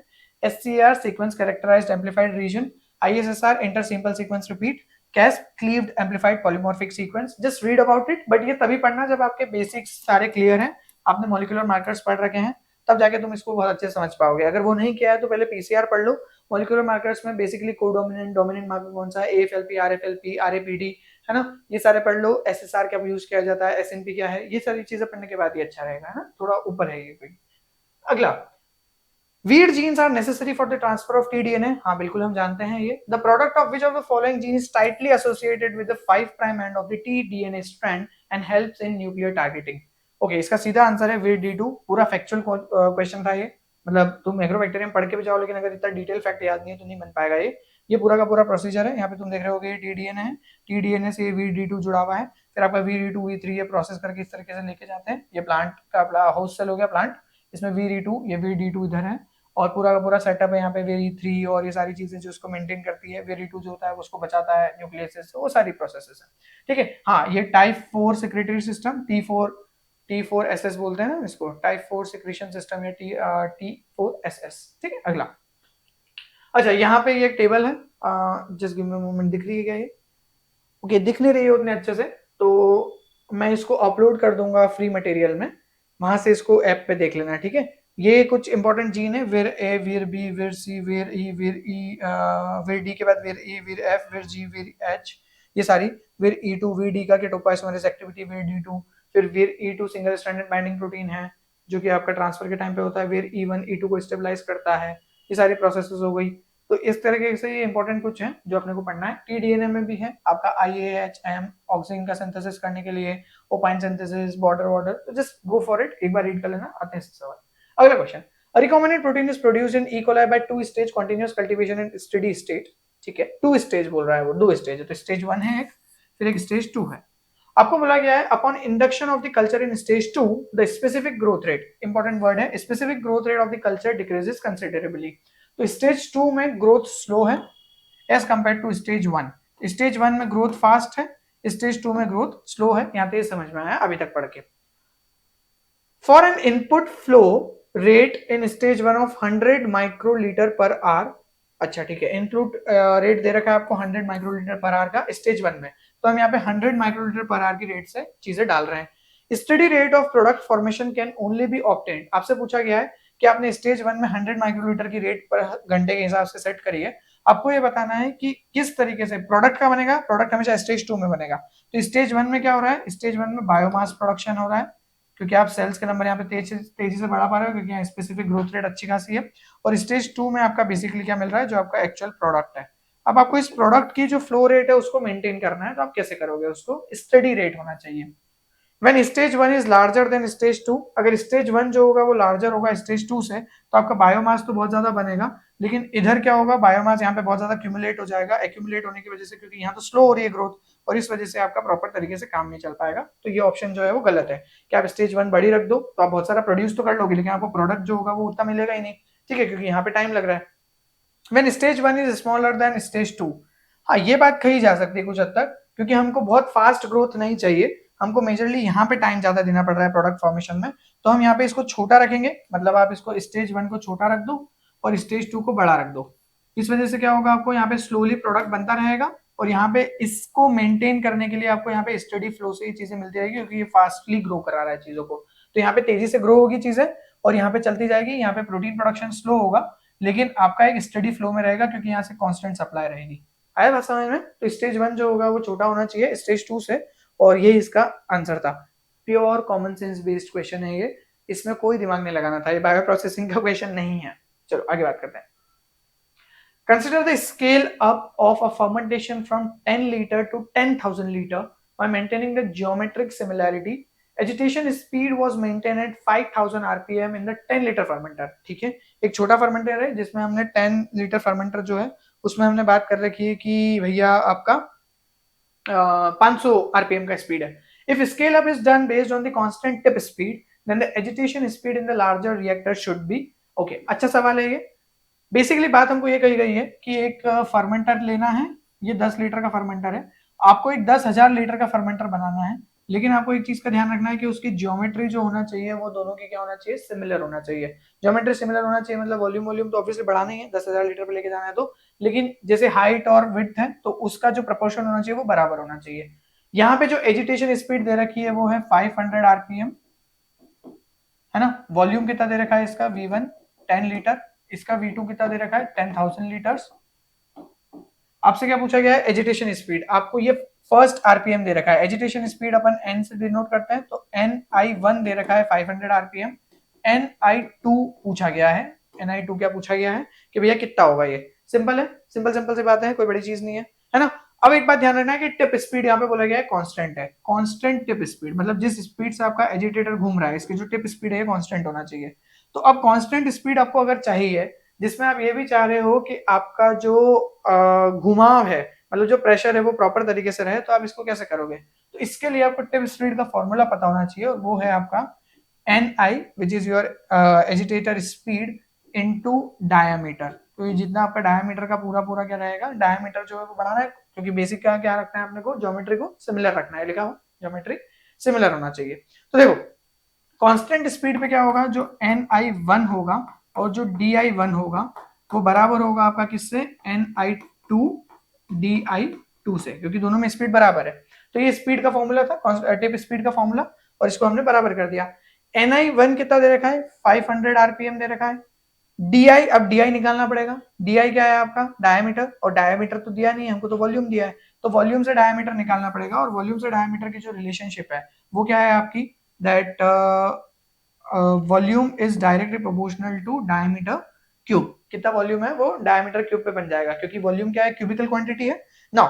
इसमें अगर हम इसमें वॉल्यूम को डायमीटर क्यूब पे ले रहे हैं तो डायमीटर क्या हो जाएगा आपका √3 वॉल्यूम. सही है. तो अगर इसके लिए Di1 की अगर अपन बात करें तो Di1 क्या होगा आपका, इट इज √3, वॉल्यूम कितना है 10 लीटर, और Di2 क्या होगा, Di2 विल बी √3 10,000. सिंपल है, देखो ना ध्यान से, समझ में आ रहा होगा, आसान है ये तो.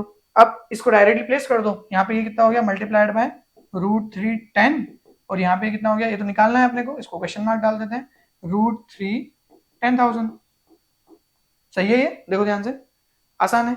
अब यहाँ पे अगर अपन ध्यान से देखते हैं इसको तो हम ये बोल सकते हैं कि Ni2 जो है इसमें इसको नीचे डाल दो इसके यहाँ पे, तो इसको यहाँ पे Ni2 चाहिए हमको, Ni2 is equal to Di2 नीचे आ जाएगा, तो इसकी कितना हो जाएगा Ni2 √3 10,000. आ रही बात समझ में, सिंपल है ना. 10,000 को अगर अपन लेते हैं तो √3 कितना हो जाएगा 10,000 का, 100 से मल्टीप्लाई करेंगे तो क्या 100 इंटू 100 कितना होगा, सॉरी √3 10 होगा 10. हाँ, सो ये कितना हो जाएगा आपका, it is going to be, इसको सॉल्व करते हैं अपन यहाँ पे आगे की तरफ. So it is going to be √3 10 upon 10,000, 500 into √3, क्योंकि ये पूरा कॉमन हो गया ना 10 अपॉन 10,000. और इसको अगर अपन सॉल्व करते हैं तो this is going to be, ये 0 से 0 cancel, 1 upon 1000 is equal to 1 upon 10. तो 500 इंटू 1 अपॉन 10, 0 से 0 cancel, answer is 50. Now this is again and question जहां पे आपने स्पेसिफिकली काम कर रखा हो इन सॉल्यूशंस पे, और बायो प्रोसेसिंग आपने डिटेल में पढ़ी हो, फूड टेक पढ़ा हो, तब आपके काम का है ये सवाल. वरना ये सवाल को मजे से छोड़ने का है, ज्यादा लोड नहीं लेना है. अगेन 150 में से 50 ही करना है. मैं इस तरह के क्वेश्चन को नहीं करूंगा अगर मैं पेपर दूंगा अभी, तो ऑब्वियसली मैं नहीं दूंगा, बट अगर मैं देता तो मैं इस तरह के क्वेश्चन नहीं करता. इतना झंझट क्यों पालना है, ऑब्वियसली हम यहाँ पे यूनिट सॉल्व कर रहे हैं इसलिए हम इसको कर रहे हैं, बट ज्यादा लोड मत लो. अगले पे चलते हैं. Sedimentation efficiency depends on the relative strength of. Sedimentation का क्या मतलब होता है प्रभु, आपने इसे सेटअप बनाया, वॉल्यूम लिया और इसमें आपने पार्टिकल्स छोड़ दिए, पार्टिकल्स धीरे धीरे धीरे धीरे अपना सेडिमेंट हो रहे, यही सेडिमेंटेशन एफिशिएंसी होता है. तो सेडिमेंटेशन एफिशिएंसी में कितनी अच्छी तरीके से सेडिमेंट हो सकता है। तो ये क्या है, सेडिमेंटेशन हमेशा under the influence of gravity होता है। इस पूरे के पूरे में एक ही जगह पे ग्रेविटी दे रखा है और वो यही है। सेंट्रीफ्यूगल फोर्स मत लगाना, sedimentation under the influence of centrifugal force known as centrifugation. तो ये सेंट्रीफ्यूगेशन का सवाल नहीं है, ये डायरेक्ट सेडिमेंटेशन का सवाल है और ग्रेविटी एक ही जगह पे, इसलिए सीधा आंसर है ये। अगेन कॉमन सेंस था ये, बट बहुत सारे बच्चे इसमें भी गलती कर देंगे, वो फर्स्ट ऑप्शन लगा देंगे। फर्स्ट ऑप्शन गलत है, सेंट्रीफ्यूगेशन का सवाल नहीं था ये।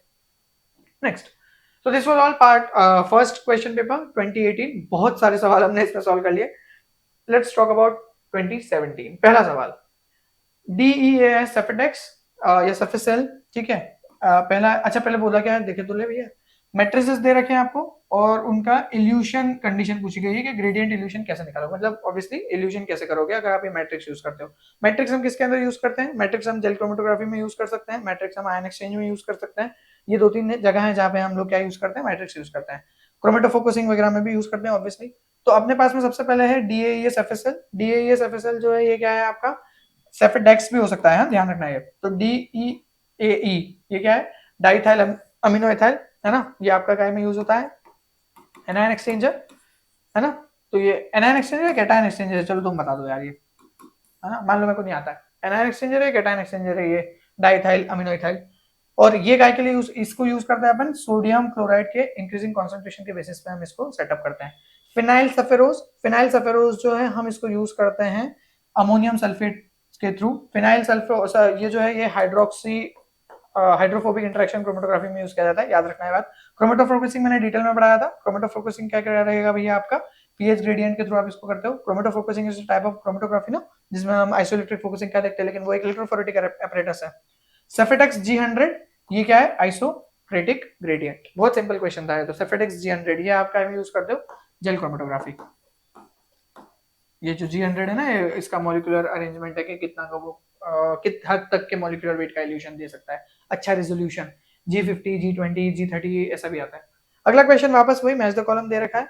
अच्छा यहाँ पे अब आपको पूछ लिया गया है ये कुछ प्रोसेसेस और उसके बारे में क्या काम किया जाता है। सॉल्टिंग आउट डायरेक्टली पता ही है अपने को, प्रोटीन सेपरेशन के लिए, प्रोटीन प्रेसिपिटेशन के लिए सॉल्टिंग आउट को अपन यूज करते हैं। 1 का क्यू कहाँ दे रखा है, यहाँ दे रखा है, यहाँ दे रखा है, दो जगह। और इसके बाद में अल्ट्रा सेंट्रीफ्यूगेशन सेडिमेंटेशन कोफिशिएंट से रिलेटेड है ये। 2 का R, यहाँ पे 2 का S दे रखा है, 2 का R दे रखा है, ये आंसर है। पीछे वाले में भी यही आंसर था। हाँ अगला, okay now this is a good question. Purification data for an enzyme is given below. और ये क्वेश्चन फोल्ड प्यूरिफिकेशन वाला क्वेश्चन मैंने बायोकेमिस्ट्री में करवाया है। अगर मैं अभी बोलूं कि तुम इसको खुद से सॉल्व करो उसको देख के, तो भी तुम इसको बना सकते हो। क्या करें, छोड़ेगे इस सवाल को, करोगे खुद से फोल्ड प्यूरिफिकेशन। कुछ नहीं करना है इसमें, आपको एंजाइम एक्टिविटी देनी है, आपको निकालना है fold purification is equals to enzyme activity after purification upon enzyme activity before purification, और दोनों को डिवाइड कर देना है। और एंजाइम एक्टिविटी कैसे निकालोगे, मतलब टोटल स्पेसिफिक एंजाइम एक्टिविटी, क्योंकि एमजी के बेसिस पे दे रखा है, उसके बेसिस पे तुम इसकी एंजाइम एक्टिविटी निकाल लेना माइक्रोमोल पर एमजी के बेसिस पे। जैसे भी, अब मैं नहीं बता रहा हूँ अभी, इतना अगर बताऊंगा तो कैसे चलेगा, पूरा देखना, उसके बाद इसको सॉल्व करना। अगर आंसर नहीं आए तो बताना। इसका आंसर 8 आना चाहिए वैसे, है ना, इट्स गोइंग टू बी 8। इसको देखना, ट्राई करना, नहीं होगा तो फिर बताएंगे। आगे बढ़ते हैं। The spectroscopy method for detection of functional group, बहुत ही प्यारा सवाल है ये। सीडी स्पेक्ट्रोस्कोपी नहीं, आप इसमें सेकेंडरी स्ट्रक्चर्स के पीक के बेसिस पे देखते हो। इलेक्ट्रॉन स्पिन रेजोनेंस नहीं, इसमें भी हम ये चीज नहीं देखते हैं। हम इसमें आपका जो बेसिकली मैग्नेटिक फील्ड में स्पिन को देखते हैं, जो यूजुअली आपका लिपिड्स वगैरह को देखने के लिए, दूसरे मॉलिक्यूल्स को देखने के लिए। यूवी विजिबल ये भी कोई काम का नहीं है। फंक्शनल ग्रुप को डिटेक्शन करना है तो भैया आईआर यूज करो। और यहाँ पे हम जो बात कर रहे हैं वो है हमारी क्या, ट्रांसफॉर्म आईआर, ठीक है। तो ये इंपॉर्टेंट क्वेश्चन था, एक अच्छा सवाल था ये। Just give me a moment, it is for your transform IR spectroscopy. तो अलग अलग फंक्शनल ग्रुप जो होते हैं ये आपका क्या देते हैं, इमिशन पीक्स देते हैं। डिफरेंट फंक्शनल ग्रुप, ध्यान रखना आईआर स्पेक्ट्रोस्कोपी में भी ये लगता है, different functional group have different peaks. और वो अलग अलग पीक्स के बेसिस पे हम समझ पाते हैं कि कौन सा फंक्शनल ग्रुप कहाँ लगा हुआ है। और एफटीआईआर जो है वो थोड़ा सा एडवांस वर्जन है उसका, ठीक है। अल्कोहल, कार्बोक्साइल, अमीनो, कीटोन, ये सारे। Resolution in adsorption chromatography, adsorption keyword, adsorption chromatography में रिजोल्यूशन, रिजोल्यूशन का क्या मतलब होता है कि बढ़िया बढ़िया सेपरेशन मिलना चाहिए अपने को। Evolution stage only, binding stage only, equilibrium stage only, both binding and evolution stage. Obviously both binding and evolution. जो चीजें वहां पे बहुत अच्छे से स्टेशनरी फेस पे चिपकना चाहती है वो चिपके, और जो नहीं चिपकना चाहती है वो बहुत तरीके से इल्यूट आउट हो। इस वजह से आपको रेजोल्यूशन बहुत अच्छा मिलेगा। Next, This was all for part A. Now we are moving on to part B.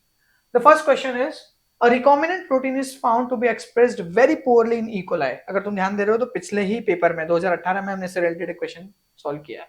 It is hypothesized, भैया अंग्रेजी थोड़ी सी कमजोर है, hypothesized that the expression is blocked at the translational step. वहां पे भी कुछ ऐसे ही हो रहा था, एंटी टर्मिनेटर जब यूज किया था, ट्रांसलेशनल स्टेप पे हमारा जो एक्सप्रेशन है वो नहीं हो पा रहा है.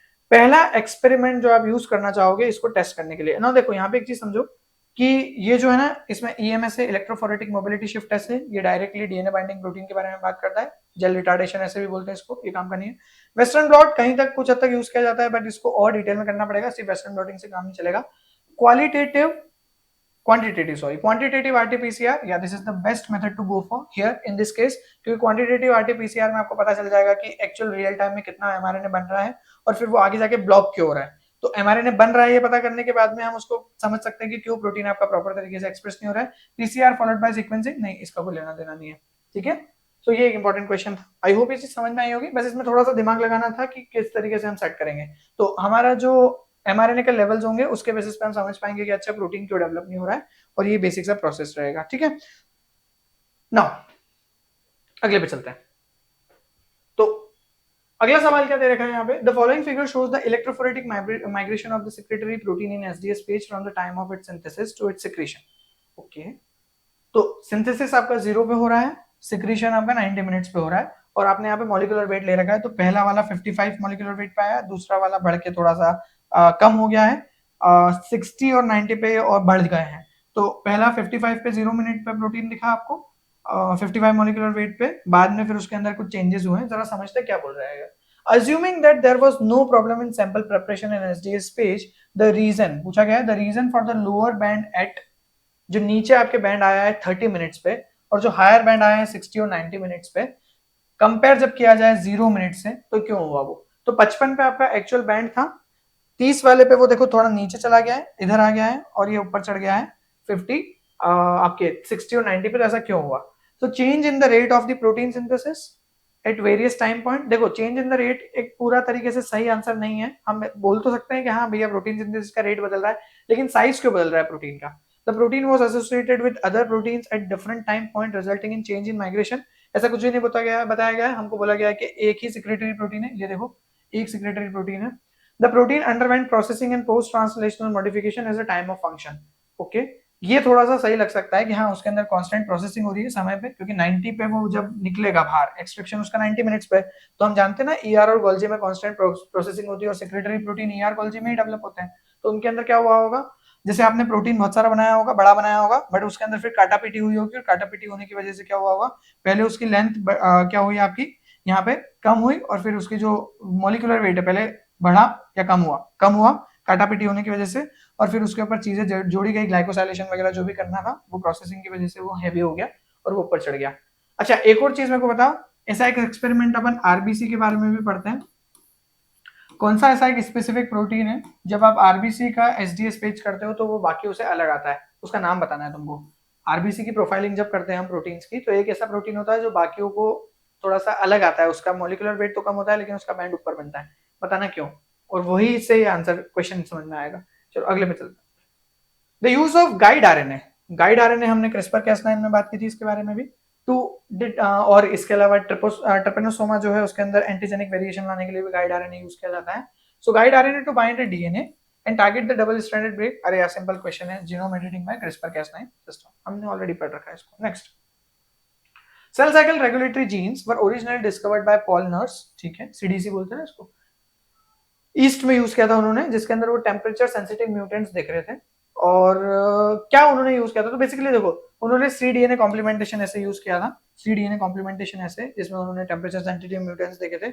आरएनए उनके टाइम तक आया ही नहीं था, उनको पता ही नहीं था, होमोलोगस रिकॉम्बिनेशन को लेना देना नहीं है, जीनोम सीक्वेंसिंग से आप स्पेसिफिकली अरेंजमेंट नहीं देख सकते हो. तो आपने कॉम्प्लीमेंटेशन ऐसे देख के कि एक में ये वाला म्यूटेट कर दो, एक में ये वाला म्यूटेट कर दो, फिर दोनों अगर एक दूसरे को कॉम्प्लीमेंट कर ले कि नहीं, कॉम्प्लीमेंटेशन ऐसे पढ़ा होगा तुमने. तो ही यूज्ड, और I don't know it is he used he शायद, है ना, he used the complementation test. Binding के बारे में तुमको पता होगा. बाइंडिंग भैया आपका एक बहुत इंपॉर्टेंट प्रोटीन है जो रिस्पॉन्सिबल है आपका प्रॉपर तरीके से फर्टिलाइजेशन करवाने के लिए, है ना. जरा समझते हैं इसके बारे में क्या बोल रखा है. सो बाइंडिन एक प्रोटीन है जो कि आपके स्पर्म हेड एक्रोसोम पे एक्सप्रेस करता है और ये स्पर्म एग इंटरेक्शन के लिए रिस्पॉन्सिबल है। यह important. Its distribution pattern changes during sperm maturation. Obviously, it is.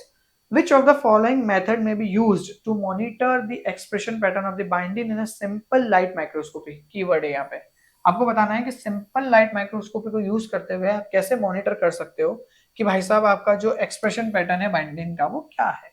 Face contrast microscopy, देखो फेस कॉन्ट्रास्ट माइक्रोस्कोपी आप यूज की जा सकती है यहाँ पे, और मुझे लगता है ये सही आंसर होना चाहिए, लेकिन जब मैंने इसको डिटेल में स्टडी किया तो इम्यूनोसाइटोकेमिस्ट्री ज्यादा बेटर आंसर है। लेकिन एक बात ध्यान रखना है कि इम्यूनोसाइटोकेमिस्ट्री जो है इसको आप जब लाइट माइक्रोस्कोपी में देखते हो तो बहुत अच्छे रिजल्ट नहीं देती है ये, बट इसकी भी आंसर की में डीवीडी की आंसर की में मैंने चेक किया तो फिर इम्यूनोसाइटोकेमिस्ट्री को ही यूज किया गया है यहाँ पे। ठीक है, so this is your it utilise. अब होता क्या है इसमें, जैसे तुमने फ्लो साइटोमेट्री में फ्लोरोसेंस के बारे में सुना होगा, इम्यूनोसाइटोकेमिस्ट्री में हम एंटीबॉडीज को यूज करते हैं और एंटीबॉडीज को यूज करके हम क्या करते हैं, अल्टीमेटली हम ये पता करते हैं कि हमारा बाइंडिंग का एक्सप्रेशन क्या है। तो अलग अलग जगह पे एंटीबॉडीज रहेंगी, जहां जहां एंटीबॉडीज बाइंड हो जाएगी, सपोज यहाँ बाइंड हुई, फिर यहाँ बाइंड हुई, फिर यहाँ बाइंड हुई अलग अलग समय पे, तो हम बोलेंगे पहले यहाँ एक्सप्रेस हो रहा है, फिर यहाँ एक्सप्रेस हो रहा है, फिर यहाँ एक्सप्रेस हो रहा है, मान लो यहाँ बाइंड हुई बाद में यहाँ एक्सप्रेस हो रहा है, like this. So this was the case, है ना। बट हाँ, पोस्ट जो मेरा आंसर होता वो फेस कॉन्ट्रास्ट माइक्रोस्कोपी होता, मुझे लगता है ज्यादा अच्छी टेक्निक है क्योंकि इसके अंदर लिविंग सेल आराम से देख सकते हैं अपन, और ये कौन से प्रिंसिपल पे काम करती है, फेस डिफरेंस के प्रिंसिपल पे काम करती है। ठीक है, यहाँ से मेरा एक क्वेश्चन है क्योंकि माइक्रोस्कोपी इंपॉर्टेंट है, बहुत सवाल आते हैं इससे। मेरे को ये बताना है तुमको, मतलब तुमको मुझे ये बताना है कमेंट में कि फेज ऑब्जेक्ट किसको कहते हैं और एम्पलीट्यूड ऑब्जेक्ट किसको कहते हैं। फेज ऑब्जेक्ट किसको कहते हैं और एम्पलीट्यूड ऑब्जेक्ट किसको कहते हैं। आगे बढ़ते हैं। Now pyrosequencing derive its name from the fact that the bases are detected by pyrolysis। इसका बेस डिटेक्शन से pyrolysis का बोला जाता है। the it detects pyrophosphate release during base incorporation। yeah, this is the truth। हम क्या बात करते हैं कि जब हमारे पास में प्री एग्जिस्टिंग 3' OH होता है और फिर जब आप अल्टीमेटली जो ट्रिपल फॉस्फेट कंटेनिंग न्यूक्लियोटाइड लेके आते हो, ये शुगर हो गई, इसके ऊपर नाइट्रोजनस बेस हो गया, तो फिर यहाँ पे क्या होता है, ये जो अल्फा फॉस्फेट होता है यहाँ पे बाइंड करता है और आपका ये पूरा का पूरा नाइट्रोजनस बेस लेके यहाँ पे सेट होता है, ये नाइट्रोजनस बेस, ये शुगर, और यहाँ से क्या होता है आपका इसका 3' OH यहाँ हो जाता है, यहाँ से 3' OH हटा दो और यहाँ से क्या होता है आपका 2 पायरोफॉस्फेट निकल जाते हैं, और ये पायरोफॉस्फेट जो होते हैं फिर ये 2 ब्रेक हो जाते हैं फॉस्फेट फॉस्फेट में, यहाँ से जो एनर्जी निकलती है वहां से ये बॉन्ड बनाते हैं। ऐसा करके आपने पढ़ा होगा डेफिनेटली। तो इसके अंदर सीधा सीधा जो पायरोफॉस्फेट रिलीज होता है इसको हम चेक करते हैं। अगर तुमको याद आ रहा हो तो पायरो सीक्वेंसिंग में यही होता है, ये जो पीपीआई रिलीज होता है इसकी बाइंडिंग देख के और फिर एपाइरेज वगैरह और बहुत सारी चीजें भी यूज की जाती है। और तो मैं अभी टेक्निक नहीं पढ़ा रहा हूँ, बट आई होप तुमने पढ़ा है। चलो आगे बढ़ते हैं। नेक्स्ट, लायोफिलाइजेशन, बहुत अच्छा क्वेश्चन है ये भी। लायोफिलाइजेशन का क्या मतलब होता है, तो लायोफिलाइजेशन में हम क्या करते हैं, डायरेक्टली सब्लिमेशन कर देते हैं। किसका सब्लिमेशन कर देते हैं, जैसे हमारे पास में कोई भी जो फ्रोजन चीज होती है उस फ्रोजन चीज को हम वैक्यूम में रखते हैं, और वैक्यूम में रखने से उस फ्रोजन चीज को हम इस तरीके से सेटअप करते हैं कि उसके अंदर जो आइस क्रिस्टल्स है वो आइस क्रिस्टल्स लिक्विड में ना बदल के और डायरेक्टली क्या में बदल जाते हैं, वेपर में बदल जाते हैं उस वैक्यूम के प्रेशर की वजह से। तो इसके बारे में पूछा गया है, lyophilization is a method used for the preservation of microbes because moisture is removed by sublimation। exactly, this is the clear answer। moisture is removed by very slow evaporation। नहीं, ऐसा नहीं होता है। ice crystals form at a very low temperature, improve cell viability। ice crystals हम बहुत अच्छे से बनने नहीं देते वरना ये काट पीट देंगे, माइक्रोब में चुप जाएंगे, जैसा कि सिकल सेल एनीमिया में आरबीसी के साथ होता है जब आपका हीमोग्लोबिन के क्रिस्टल्स डेवलप होते हैं। Removal of air during lyophilization prevent formation of free radicals. नहीं, ये भी गलत है। तो इसमें बेसिकली हम क्या करते हैं, लायोफिलाइजेशन में सीधा सीधा आंसर क्या है, सब्लिमेशन को यूज करते हैं और इसके अंदर हम फ्रीज एंड ड्राई यूज करते हैं। बेसिकली इसे फ्रीजिंग एंड ड्राइंग, फ्रीजिंग पहले जमाओ और फिर सुखा दो और उसके बाद में उसको स्टोर कर लो। माइक्रोब स्टोर करने के लिए इसको काफी तरह यूज किया जाता है। ठीक है, और ध्यान रखना इसमें क्रिस्टल्स वगैरह डायरेक्ट कोशिश करते हैं हम ना बने, और इसीलिए बहुत स्पीड से होता है lyophilization. Next, Which one of the following technique cannot be used to remove salt from the protein solution? Salt को रिमूव नहीं कर सकते आप प्रोटीन सॉल्यूशन से, उसकी वजह से। अल्ट्रा फिल्ट्रेशन से कर सकते हो यार, जैसे चाय छानते वैसे। आयन एक्सचेंज क्रोमेटोग्राफी, ये प्रॉब्लम हो गई। आयन एक्सचेंज क्रोमेटोग्राफी से आप कैसे रिलीज उसको निकालोगे। जेल फिल्ट्रेशन क्रोमेटोग्राफी, हाँ ये भी सॉल्ट्स जो होंगे आपके जेल में फंस जाएंगे। डायलिसिस तो भैया सॉल्टिंग आउट का प्रिंसिपल ही चलता है इसके ऊपर, डायलिसिस पूरा डायलिसिस इसी पे है आपका, सॉल्टिंग आउट करने पे। आयन एक्सचेंज क्रोमेटोग्राफी में तुम बोल सकते हो कि अरे यार सॉल्ट को चिपका देंगे उधर इधर, लेकिन सॉल्ट के बारे में जब आप बात कर रहे हो तो आपको यहाँ पे ये नहीं पता ना कि चार्ज कौन सा है, और आप जो एक्सचेंजर यूज कर रहे हो वो उससे जुड़ेगा नहीं जुड़ेगा, कहाँ जाएगा। तो प्रोटीन सॉल्यूशन से आयन एक्सचेंज क्रोमेटोग्राफी जो है ये लीस्ट पॉसिबल है, एंड में यूज की जा सकती है, बाकी मजा नहीं आएगा इसको सॉल्ट को निकालने में। अगला क्वेश्चन, नेक्स्ट क्वेश्चन है भैया, a scoring function is used in which one of the following drug designing technology. अच्छा, तो स्कोरिंग फंक्शन का मतलब क्या होता है? तो बेसिकली QSAR, इसमें स्कोरिंग फंक्शन यूज नहीं किया जाता है। बेसिकली स्कोरिंग फंक्शन यूज किया जाता है आपका मॉलिक्यूलर डॉकिंग में। मॉलिक्यूलर डॉकिंग नाम से समझ में आ रहा है, डॉक का मतलब क्या होता है? जाके बैठ जाना। तो बेसिकली आपका मान लो रिसेप्टर है, ये लिगेंड आके इसके ऊपर बैठता है, और ये लिगेंड जो आता है इसको बोलते हैं अपन डॉक हो गया है लिगेंड, ठीक है। सेल सिग्नलिंग वगैरह में इस तरह के वर्ड्स पढ़ते हैं ना अपन। तो भैया मॉलिक्यूलर डॉकिंग जो होती है ना, ये एक कंप्यूटेशनल सॉफ्टवेयर बेस्ड टेक्निक होती है, जिसमें हम क्या देखते हैं कि बाइंडिंग एफिनिटीज कितनी है लिगेंड और आपके, जैसे अब यहाँ पे हमारा लिगेंड कौन है? ड्रग, और टारगेट कौन है? हमारा प्रोटीन। जैसे मान लो रिसेप्टर प्रोटीन ही है हमारा जो टारगेट है, तो हम इस ड्रग के बारे में देखने की कोशिश कर रहे हैं कि इसका कितना सेटअप है, या किस तरीके से जितनी जल्दी जाके बाइंड कर रहा है, क्योंकि जितनी जल्दी जाके इस पे बाइंड करेगा उतनी जल्दी इफेक्ट देगा और उतना एफिशिएंट ड्रग कहलाएगा। तो इसमें हम यही देखते हैं कि सिमुलेशन होता है, बेसिकली ये सिमुलेट करते हैं हम कि भैया प्रॉपर तरीके से डॉक होगा, डॉक होने के बाद कैसे काम करेगा, और इसी में हम स्कोरिंग फंक्शन देखते हैं कि जितनी ज्यादा एफिनिटीज होगी और जितना जल्दी वो उससे ये करेगा, इंटरेक्ट करेगा, एफिनिटी शो करेगा, उतना ज्यादा क्या रहेगा? वो स्कोरिंग फंक्शन होगा। तो स्कोरिंग फंक्शन क्या है? एक मैथमेटिकल, तुम बोल सकते हो मैथ टूल है, जो आपको ये समझाता है कि अच्छा ये वाला ड्रग जो है ये इस प्रोटीन के साथ में, हमारे टारगेट प्रोटीन के साथ में कितना बेटर बाइंड कर रहा है। you can say some kind of percentage or ratio it is scoring function। बाकी टेक्निक्स में, मॉलिक्यूलर डायनामिक्स में कोई लेना देना नहीं है, फार्मा को 4 मैपिंग में भी इसका कोई लेना देना नहीं है, QSAR में भी इसका कोई लेना देना नहीं है, ठीक है। Next question, in a big centrifuge with a ball diameter of 1 meter rotate at 60 rpm। अब तुमने अगर ध्यान दिया हो तो अभी हम लोग बात करके आ रहे थे पीछे, जब फर्मेंटर के बारे में बात कर रहे थे तो वहां पे भी हमने इसके बारे में बात की थी कि वो सेम टिप स्पीड होना चाहिए, वैसा ही कुछ क्वेश्चन रिलेटेड है ये। अब here comes the PYQ importance. एक बड़ा सा सेंट्रीफ्यूज है जिसके अंदर जो डायमीटर है वो 1 मीटर की है, और इसके अंदर जो एजिटेटर है वो 60 आरपीएम पे घूम रहा है, ठीक है। आपको ये बताना है कि एक छोटा सेंट्रीफ्यूज है जिसकी डायमीटर जो है वो 0.5 है, तो आपको उसके अंदर कितने आरपीएम की स्पीड चाहिए सेपरेशन फैक्टर सेम रखने के लिए। सेपरेशन फैक्टर सेम रखने का मतलब क्या है कि जो सेंट्रीफ्यूगेशन हो रहा है जिसकी वजह से आपका जो सेपरेशन हो रहा है कि भैया जो चीज है वो बाहर आ रही है आपके सोल्यूशन से, या जो भी, जैसे मान लो मक्खन बना रहे हो अगर अपन छाछ से, तो सेपरेशन फैक्टर सेम होना चाहिए। सेपरेशन फैक्टर सेम होना चाहिए तो इसके दो तरीके हैं, या तो आप RCF को बराबर रखो, relative centrifugal force, I hope तुम ये बात जानते हो, relative centrifugal force is related to your gravity, तो ग्रेविटी से रिलेशन में वो कितना काम कर रहा है वो, या तो RCF को आप इक्वल करो, या फिर आप एंगुलर वेलोसिटी को इक्वल करो, है ना। और RCF को इक्वल करने से सोल्यूशन ज्यादा इजी है, एंगुलर वेलोसिटी से भी सॉल्व कर सकते हैं, R into M into omega square, उससे भी सॉल्व किया जा सकता है, बट वो बड़ा कैलकुलेशन है। ये इजी है RCF वाला, जरा समझते हैं कैसे। अब देखो यूजुअली लोग क्या करेंगे या बच्चे क्या करते हैं कि वो बोलते हैं कि अच्छा 1 मीटर का है, 60 आरपीएम पे चल रहा है, आपने छोटा करना है, तो छोटा करना है तो आप क्या करो, तेज कर दो। तेज तो करना ही पड़ेगा, है ना। जैसे तुमने देखा भी होगा, सॉरी, अगर एक इतना बड़ा टायर है, टायर के एग्जांपल लेते हैं, और एक इतना छोटा टायर है, तो इसके डायमीटर मान लो 1 मीटर है, इसके डायमीटर मान लो 0.5 मीटर है, कोई दिक्कत नहीं? दिक्कत। अब इसको अगर डिस्टेंस ट्रेवल करना है तो इसको एक बार घूमेगा तो ये पूरा क्या करेगा आपका, ये डिस्टेंस ट्रेवल करेगा। ऑब्वियसली तुम इसमें अगर तुमको सर्कमफेरेंस निकालनी है तो आप 2 पाई आर लगा के निकाल सकते हो। 2 पाई आर लगाओगे तो पता भी चल जाएगा कितना है, 2 इंटू 3.14 इंटू 0.5, और इधर लगाओगे तो 2 इंटू इट इज 3.14 इंटू 0.25, तो ऑब्वियसली आधा हो जाएगा बिल्कुल। तो ऑब्वियसली जितना में ये कवर करेगा, अगर ये एक बार घूमेगा तो ये इतने डिस्टेंस कवर करेगा, और ये 2 बार, मतलब सॉरी क्या बोल रहा हूँ मैं, एक बार घूमेगा और उतनी डिस्टेंस कवर करने के लिए सामने वाले को 2 बार घूमना पड़ेगा, यही बात है। तो लोगों को लगेगा अच्छा यहाँ 60 आरपीएम दे रखा है, तो यहाँ पे क्योंकि आधा हो गया आपका डायमीटर, तो आप क्या करो कि डबल कर दो। डबल कर दो मतलब 120 लगा दो, but this is not the correct statement sir. 120 is not the correct answer. पहली बार में तो 120 कहा जा सकता है, लेकिन यहाँ पे हमको थोड़ा सा साइंटिफिकली सोचना पड़ेगा कि एग्जैक्टली ये रिलेशन नहीं है। क्या रिलेशन नहीं है? सेपरेशन फैक्टर सेम करने का डायरेक्टली ऐसा लीनियर रिलेशन नहीं है कि आप रेडियस आधी करी तो आपने क्या कर देना है, आरपीएम को डबल कर देना है। तो ध्यान रखना कि आरसीएफ जो है, ये आगे क्वेश्चन है तो मैं यही बता दे रहा हूँ, आरसीएफ जो है ये आपका लीनियर रिलेटेड है आर से, लेकिन ये आरपीएम से लीनियर रिलेटेड नहीं है। मतलब रेडियस जो है वो आरपीएम से लीनियर रिलेटेड नहीं है, ये स्क्वायर से रिलेटेड है। तो स्क्वायर से रिलेटेड है, इसीलिए रेडियस को आपने आधा किया तो आप आरपीएम को डबल नहीं कर सकते। अगर हाँ ये डायरेक्ट रिलेशन होती है, radius is directly proportional to RPM, तो फिर हम इसको कर सकते थे कि भैया इसको आधा किया ना, इसको 2 से कम किया, मतलब 1/2 कर दिया इसका, तो इसको 2 कर दो, ये 2 से 2 कैंसिल हो जाएगा, वापस R is proportional to RPM हो जाएगा, बट ऐसा नहीं है। तो फिर क्या करें? तो फॉर्मूला यूज करेंगे। क्या फॉर्मूला है?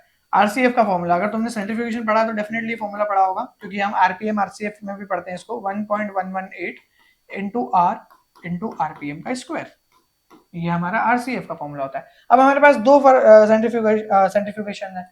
एक सेंट्रीफ्यूगेशन है 1 मीटर वाला और एक है 0.5 वाला डायमीटर। ये 1 हो गई, ये 0.5 हो गई। तो फिर आपको दो निकालने पड़ेंगे। आरसीएफ 1 पहला वाले के लिए ले लेते हैं और आरसीएफ 2 दूसरे वाले के लिए ले लेते हैं।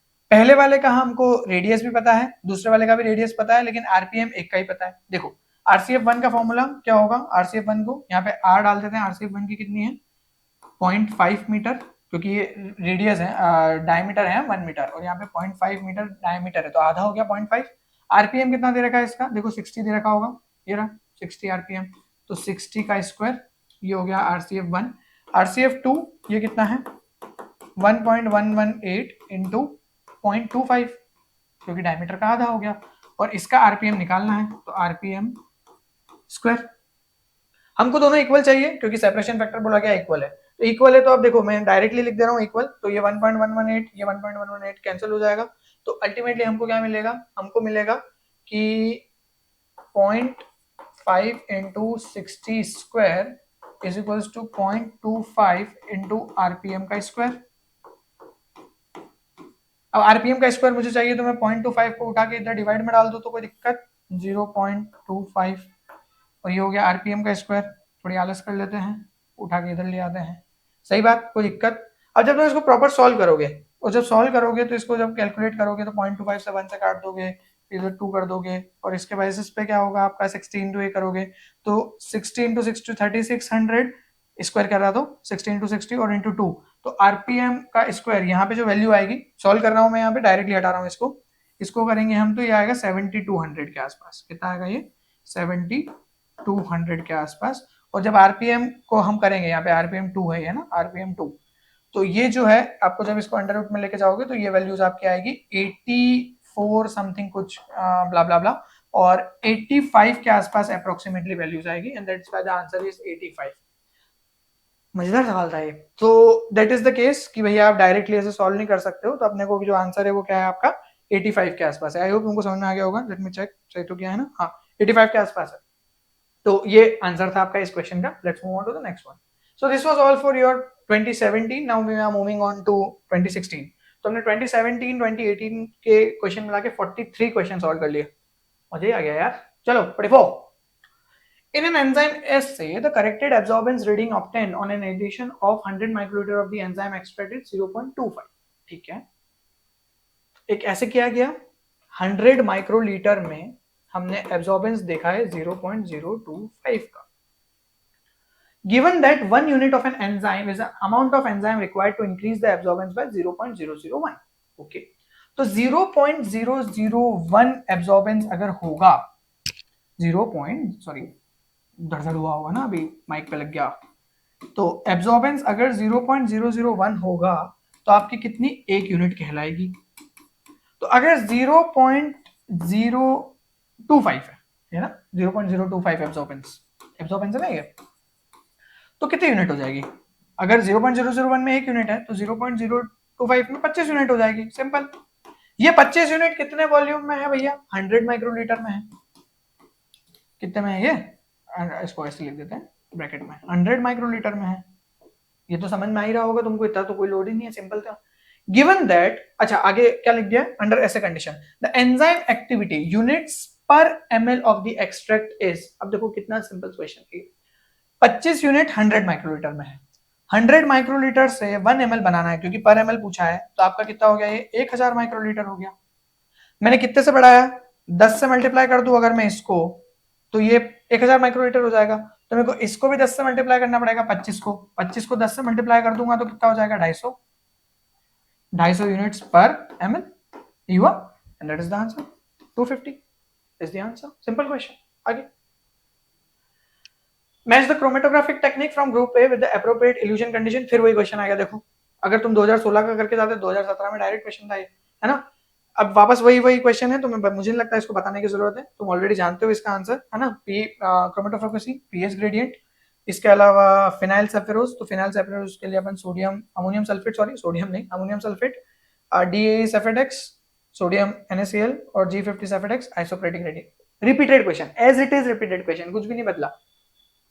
अगला, electrophoresis of a purified protein in SDS page in the presence of 2 mercaptophenol you yield 2 bands of 35 and 45 kilodaltons. ठीक है, एक इलेक्ट्रोफोरेसिस कर दिया, SDS पेज mercaptophenol मतलब रिड्यूसिंग है, एक 35 का आया है बैंड, एक 45 का आया है बैंड. ठीक है. However, in the gel filtration chromatography, the same protein elutes at 80 kilodalton. Okay. What conclusion you can draw from the results? Now you have to understand one thing कि यहाँ पे आपसे पूछा गया है कि आपको श्योर होना पड़ेगा कि यार ये तो होगा ही होगा. The protein is not purified to homogeneity. Okay. Then पूछा गया है the protein is not purified to homogeneity, the protein is a homodimer heterodimer, two protein generated in the SDS PAGE due to degradation. देखो, सबसे पहली चीज तो ये कहीं से कहीं तक हमको नहीं पता है, इसके बारे में कोई आइडिया नहीं है कि नॉट प्यूरिफाइड इन होमोजेनिटी, हमको नहीं पता. होमोजेनिटी का मतलब पूरा तरीके से प्योरली नहीं निकला है वो. Two bands generated in the SDS PAGE due to degradation, for sure 100% में बोल सकता हूँ कि ये तो हुआ ही होगा, क्योंकि आपका क्या है, मान लो ये एक सब यूनिट है, ये दूसरी सब यूनिट है, और ये इस तरीके से जुड़े हुए हैं, और यहाँ पे ये क्या है, डाइसल्फाइड बॉन्ड है. आपने मर्केप्टोथेनॉल डाला, ये दोनों डिग्रेड होगा, इस तरीके से रिड्यूस होगा, तो डिग्रेडेशन हो गया. डेफिनेटली एसडीएस पेज में 2 बैंड्स जो है वो डिग्रेडेशन से आए होंगे. बट फिर तुम बोलोगे कि अच्छा, फिर आपने बोला डिग्रेडेशन से आया तो प्रोटीन होमोडाइमर भी हो सकता है. यहाँ पे कहीं पे भी नहीं लिखा हुआ है कि ये 35 किलो डाल्टन और 45 किलो डाल्टन जो है, ये ऐसा भी तो हो सकता है कि आपकी जो सब यूनिट्स है, अब हम बोल सकते हैं हेटेरोडाइमर भी है. देखो, एक चीज समझो कि 35 किलो डाल्टन और 45 किलो डाल्टन का जो डिफरेंस है ना, 10 किलो डाल्टन, ये डिफरेंस इतना बड़ा नहीं है कि हम इतना डायरेक्टली ये बातें कह सके कि ये होमोडाइमर है या हेटेरोडाइमर है. ये बहुत छोटा डिफरेंस है एक प्रोटीन के टर्म्स में, 10 किलो डाल्टन का जो वेट है. तो इसी वजह से ये इशू है यहाँ पे कि हम ये नहीं बोल सकते डायरेक्टली कि ये होमोडाइमर है या हेटेरोडाइमर है. और ऑब्वियसली यहाँ पे बहुत ज्यादा चीजें जो है वो और एक्सप्लेन करना पड़ेगी अगर हमको होमोडाइमर या हेटेरोडाइमर पिक करना है तो. एंड दैट्स व्हाई मैंने बोला था कि यहाँ पे तुमको 100% श्योरिटी वाला ऑप्शन पिक करना है. This question was not about SDS page और समथिंग लाइक दिस. चलो, अब एसडीएस पेज के बारे में बात निकली तो एक दो क्वेश्चन यहाँ पे बता दो यार. पहला सवाल तो ये है कि मान लो मेरे पास मर्केप्टोथेनॉल खत्म हो गया है, तो अगर मेरे पास मर्केप्टोथेनॉल खत्म हो गया बट फिर भी मैं चाहता हूँ कि मैं रिड्यूस करूँ, तो मैं कहा किस चीज से रिड्यूस कर सकता हूँ, एक दो रिड्यूसिंग एजेंट बता दो. एक सवाल और मेरा बताओ कि जो आपका डाइसल्फाइड बॉन्ड है, ये कौन से अमीनो एसिड्स के बीच में बन सकते हैं और क्यों, ये एक बता दो. ऑब्वियसली बहुत इजी क्वेश्चन है बट ट्राई करो. अगला, पार्ट बी 2016. चलो शुरू करते हैं. Orientation of the cloned passenger gene cassette in the binary plasmid vector containing the expression cassette of the selectable marker gene can be checked by PCR using. Okay, तो आपको बोला गया है कि आपका जो जीन है वो आपको बाइनरी प्लाज्मिड वेक्टर में डालना है. बाइनरी प्लाज्मिड वेक्टर का मतलब तुमको ऑलरेडी पता ही होगा जैसे कि, है ना. तो इसमें हम लोग क्या कर रहे हैं, बाइनरी प्लाज्मिड वेक्टर बना रहे हैं. यूजुअली 2 प्लाज्मिड्स यूज करके बाइनरी प्लाज्मिड बनाया जाता है. एक ही प्लाज्मिड में 2 बेसिकली जीन्स डाल के भी बाइनरी प्लाज्मिड बनाया जाता है. आपको बोला गया है कि आप कैसे एक्सप्रेशन कैसेट देख सकते हो कि भैया क्लोन वेक्टर जो है उसका ओरिएंटेशन पता करना है. देखो, बहुत कीवर्ड है ये, ओरिएंटेशन पता करना है, प्रेजेंस पता नहीं करनी है कि है या नहीं है. तो एट द एंड हमको इसका कोई मतलब नहीं है कि कैसा सेटअप किया गया है. देखो, passenger gene specific primer. Okay, passenger gene specific primer से आपको ये पता चल जाएगा कि क्या पैसेंजर जीन जो है वो आपके वेक्टर में है कि नहीं है, लेकिन हमको तो ओरिएंटेशन पता करना है, ये ऑप्शन नहीं हो सकता. Selectable marker gene specific primer. देखो, सिलेक्टेबल मार्कर जीन का कोई लेना देना ही नहीं है, तुम सिलेक्टेबल मार्कर ढूंढ के पैसेंजर जीन का ओरिएंटेशन कैसे बताओगे. फिर बोला है a combination of passenger gene specific and vector specific primers. Okay, now this is the keyword. यहाँ पे वेक्टर स्पेसिफिक प्राइमर से हम सिर्फ वेक्टर ढूंढ सकते हैं, लेकिन जब आप कॉम्बिनेशन लेते हो passenger specific gene specific marker का, आई मीन प्राइमर का, और वेक्टर स्पेसिफिक प्राइमर का, तो आपको ये भी पता चल जाता है कि वेक्टर है कि नहीं आपका जो भी होस्ट है उसके अंदर. और दूसरा आपको ये पता चल जाता है कि जो पैसेंजर जीन है वो सही तरीके से लगाए कि नहीं लगाया. ऐसा क्यों, मान लो ये वेक्टर है, यहाँ पे आपने ये पैसेंजर जीन को लगाया था, और अगर यहाँ पे प्राइमर में इस तरीके से सेट होगा तो ही ये प्राइमर एक्टिवेट हो पाएगा और आपका एम्पलीफिकेशन होगा. अगर ये उल्टा लग गया, अब इसको मैं थोड़ा सा ढंग से समझा देता हूँ. मान लो A to B के लिए आपने प्राइमर बनाया था, तो आपने A to B के लिए प्राइमर डाला था, लेकिन अगर ये इस तरीके से उल्टा लग गया तो फिर ये प्रॉपर तरीके से क्या होगा, आपका एम्पलीफाई नहीं कर पाएगा. और पीसीआर में आपको ये चीज समझ में आ जाएगी कि एम्पलीफिकेशन हो ही नहीं रहा है. सो ओरिएंटेशन जो है, जैसे कि मान लो 5 प्राइम है और ये 3 प्राइम है, और अगर ऐसे उल्टा लग जाता है 5 प्राइम टू 3 प्राइम, आपने प्राइमर तो इसके लिए बनाया लेकिन यहाँ पे तो 3 प्राइम आ रहा है, एंड दैट इज व्हाई ये एम्पलीफाई नहीं हो पाएगा. दैट इज व्हाई आपको दोनों के कॉम्बिनेशन चाहिए, वेक्टर की प्रेजेंस पता करनी है और उसके बाद ओरिएंटेशन पता करने के लिए दोनों यूज करना. Next, in a lab scale reactor मतलब क्या है, ये एनालिटिकल टेक्निक के बारे में बात कर रहे हैं. The size of the air bubble in the reactor is primarily determined by. ठीक है। तो बेसिकली क्या है, एक रिएक्टर यूज करने का अपने को, इसमें आपको पता ही होगा नीचे अपन स्पार्जर लगा देते हैं जिससे अपने ऐसे हवा निकलती रहती है, हवा मतलब एयर बबल निकलते रहते हैं, और ये पाइप है सपोज स्पार्जर का। यहाँ पे आपने एजिटेटर भी लगा रखा है, एजिटेटर घूम रहा है आराम से अपना। तो जो एयर बबल का साइज है वो कौन डिटरमाइन करता है? तुमने कभी चाय बनाई है? बनाई होगी ऑब्वियसली। चाय बनाते हैं अपन तो जब चाय ऊपर आती है तो हम उसके अंदर चम्मच रखते हैं और चम्मच से ऐसे जल्दी जल्दी हिलाने लग जाते हैं, देखा होगा तुमने। तो चाय बनाते जब अपन ऐसे चम्मच से भड़ भड़ भड़ भड़ भड़ ऐसे हिलाते हैं तो बबल्स फूटते हैं या नए बनते हैं? ऑब्वियसली यहाँ पे बबल्स जो होते हैं वो क्या होते हैं, धीरे धीरे क्रैश होते हैं, and that is why the simple answer is the agitator speed. जो एजिटेटर की स्पीड है वो डायरेक्टली डिटरमाइन करती है इसको, ठीक है। Next move on to the next. For a well-established enzyme assay method where the reaction kinetics should remain zero order. Zero order का क्या मतलब है कि भाई साहब आपका जो रेट है it should not be dependent on substrate concentration, ठीक है, और एनीथिंग एल्स, कोई भी चीज ऐसी जो यूजुअल सबस्ट्रेट कॉन्सेंट्रेशन ही वो रेट को डिटरमाइन नहीं करना चाहिए। तो कितना परसेंटेज सबस्ट्रेट का कन्वर्ट हो जाना चाहिए प्रोडक्ट में इंक्यूबेशन टाइम पे, इंक्यूबेशन टाइम मतलब जितने लंबे समय तक आपने रिएक्शन चलाई जिसमें आप कह सकते हो कि भाई हाँ वो जीरो ऑर्डर ही है, और इसका सीधा आंसर जो है 80 to 90% अगर उसका ये कन्वर्जन देखोगे आप तो बहुत ज्यादा हो जाएगा, ये आपका सबस्ट्रेट बहुत यूटिलाइज हो जाएगा और जीरो ऑर्डर खत्म हो जाएगी। सेम फॉर द 50-60, आपको मिनिमम जो है वो 6 to 10% में पता चल जाएगा कि हाँ इतना कन्वर्जन हुआ है, इतना सबस्ट्रेट जो है वो कन्वर्ट हो गया है प्रोडक्ट में, और आपको ये बता देगा। इस वजह से इतने कम सबस्ट्रेट कॉन्सेंट्रेशन की यूटिलाइजेशन पे आपको ये भी पता होगा कि जीरो ऑर्डर चल रही है ये और कॉन्स्टेंटली चलती भी रहेगी। 30 to 20 भी एक सही आंसर हो सकता है, लेकिन इस पे मैंने कुछ रिसर्च करी थी तो उसमें उन्होंने बताया था कि 30-20 जो है ये एक आइडियल स्टेट है, लेकिन यहाँ पे आपसे पूछा गया है कि वेल स्टेब्लिश्ड एंजाइम ऐसे है, इस वजह से हम 6 to 10 पे भी समझ सकते हैं क्योंकि और भी मेथड्स हैं हम इसमें काम करेंगे। वेल स्टेब्लिश्ड का मतलब ये है। अगला, which of the following imaging techniques is non invasive? Non invasive मतलब कुछ डालना नहीं है बॉडी के अंदर, डायरेक्टली देख लेना है, कुछ काटापीटी भी नहीं करनी है, कोई केमिकल भी नहीं डालना है, कुछ नहीं करना है। उसका सीधा आंसर क्या है? अल्ट्रासाउंड इमेजिंग, क्योंकि इसके अंदर हम कुछ डालते नहीं बॉडी के अंदर, डायरेक्टली साउंड वेव्स के थ्रू हम लोग इमेजिंग कर लेते हैं। कॉन्ट्रास्ट सिटी इमेजिंग, भैया इसके अंदर एक्सरेज यूज किया जाते हैं, तो एक्सरे बॉडी के अंदर जाएगी। दूसरी चीज जो होती है, हाँ साउंड वेव्स यहाँ पे जा रही है लेकिन साउंड वेव्स यूजुअली भी जा रही है, और यहाँ पे हम क्या डाई डालते हैं, वो डाई जो होती है वो कॉन्ट्रास्ट देती है एक्सरेज को देखने में, तो ये तो गड़बड़ हो गई। यहाँ पे न्यूक्लियर इमेजिंग में यहाँ पे भी हमको क्या करना पड़ता है, आपकी जो पूरी की पूरी सेटअप होता है न्यूक्लियर इमेजिंग में, वहां पे भी हम क्या करते हैं आपका रेडियो एक्टिव मटेरियल डालते हैं, और रेडियो एक्टिव मटेरियल डालते हैं इसलिए नॉन इन्वेजिव नहीं है। पेट स्कैन पॉजिट्रॉन में भी हम क्या करते हैं रेडियो एक्टिव मटेरियल डालते हैं, फिर भी वो इन्वेजिव हो जाती है। तो ये तीनों ही ऑप्शन गलत है, सही आंसर क्या है? अल्ट्रासाउंड। बहुत इजी क्वेश्चन था। Next, consider that you have collected x-ray diffraction data on 3 different protein crystals referred to as protein A, B and C, ठीक है। तो एक्सरे डिफ्रेक्शन डेटा दिया गया है एबीसी का। क्रिस्टल ए के लिए जो बेस्ट डिफ्रेक्शन स्पॉट आया है वो 8 एंगस्ट्रॉम पे आया है, ए का मतलब एंगस्ट्रॉम यहाँ पे। क्रिस्टल बी के लिए 5 एंगस्ट्रॉम पे आया है, क्रिस्टल सी के लिए ये बेस्ट डिफ्रेक्शन जो आया है वो 3 एंगस्ट्रॉम पे आया है। कौन सा डेटा सेट जो है वो सबसे अच्छा रेजोल्यूशन आपको देगा? तुम खुद से कॉमन सेंस लगाओ ना, जो पॉइंट्स सबसे कम डिस्टेंस पे भी आपको दिख रहे हैं कि 3 एंगस्ट्रॉम पे इनकी दूरी है, तो उनका रेजोल्यूशन उतना अच्छा है, दैट्स व्हाई क्रिस्टल सी जो है वो सीधा सीधा आंसर है। तो बेसिकली है ना, ये डी वैल्यू है, स्पेसिंग वैल्यू है, ये डी वैल्यू जो आप बात कर रहे हो यहाँ पे, डी स्पेसिंग वैल्यू, ये जो एंगस्ट्रॉम में है ना, जितनी कम डी स्पेसिंग वैल्यू होगी उतना अच्छा रेजोल्यूशन होगा। ये छोटा सा पॉइंट याद रखना। वैसे एक्सरे डिफ्रेक्शन से क्वेश्चन कम आते हैं बट फिर भी छोटा सा पता होना चाहिए। अगला, now in a protein crystallizing experiment या क्रिस्टलाइजेशन एक्सपेरिमेंट आपने एक ऑप्टिमम प्रोटीन कॉन्सेंट्रेशन देखा गया और प्रेसिपिटेंट का कॉन्सेंट्रेशन भी आपने रखा गया। प्रेसिपिटेंट क्या होता है? जो आपका प्रेसिपिटेट करने में मदद करता है, ठीक है, प्रेसिपिटेट करने में मदद करता है प्रेसिपिटेशन में। तो now if you are asked to grow crystal again, आपको वापस क्रिस्टल बनाने को बोला गया, लेकिन इस बार जो प्रोटीन है सॉल्यूशन के अंदर वो 4 गुना ज्यादा है, 4 times more concentrated. How will you alter the precipitant concentration? अब देखो सिंपल सिंपल सी बात समझो, यहाँ पे आपके पास में पहले क्या था, तुमने मैं तुमको एक बेसिक एग्जांपल देता हूँ पनीर बनाने का। अगर हमारे पास में एक ऐसा दूध है जिसके अंदर बहुत ज्यादा केसीन है, प्रोटीन, आई होप पता होगा केसीन ही पनीर बनता है, तो अगर बहुत ज्यादा केसीन है तो आपको बहुत ज्यादा नींबू डालने की जरूरत नहीं है, मान लो नींबू को प्रेसिपिटेंट मानो। लेकिन अगर आपके पास में एक ऐसा दूध है जिसके अंदर केसीन बहुत कम है, ऑब्वियसली पनीर कम बनेगा उसके अंदर, लेकिन जो पनीर को जोड़ने वाला है तो आपको उसको क्या करना पड़ेगा, नींबू ज्यादा डालना पड़ेगा। सेम गोज विद हियर, इस क्वेश्चन में भी यही है।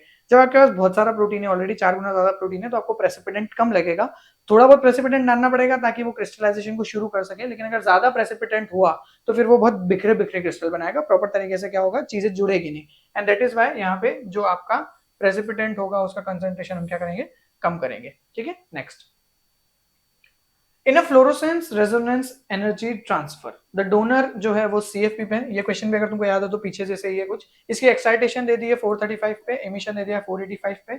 जो एक्सेप्टर है यहाँ पे वो YFP है और उसकी एक्साइटेशन दे दी है 513 पे और 545 पे उसका एमिशन दे दिया गया है। कुछ कंडीशन दे रखी है जहाँ पे फ्रेट हो रहा है। What will happen if the FRET signal what will happen to the FRET signal if the emission maxima of CFP is made to shift at 475। अच्छा, इमिशन जो है वो 485 पे हो रहा था पहले, अब वो 475 पे हो गया, मतलब दूरी बढ़ गई अब, है ना। तो दूरी बढ़ गई मतलब नैनो ये वेवलेंथ कम हो गई, वेवलेंथ कम हो गई मतलब एनर्जी बढ़ गई, एनर्जी बढ़ गई मतलब ज्यादा दूर तक अब जा नहीं रहा है वो। तो यहाँ पे एक प्रोटीन है, यहाँ पे एक प्रोटीन है। पहले 485 नैनोमीटर पे चल रहा था, लेकिन अब ये क्या हो गया, 475 नैनोमीटर पे आ गया है। इससे क्या होगा, आपका जो फ्रेट सिग्नल होंगे वो बढ़ेंगे या कम होंगे।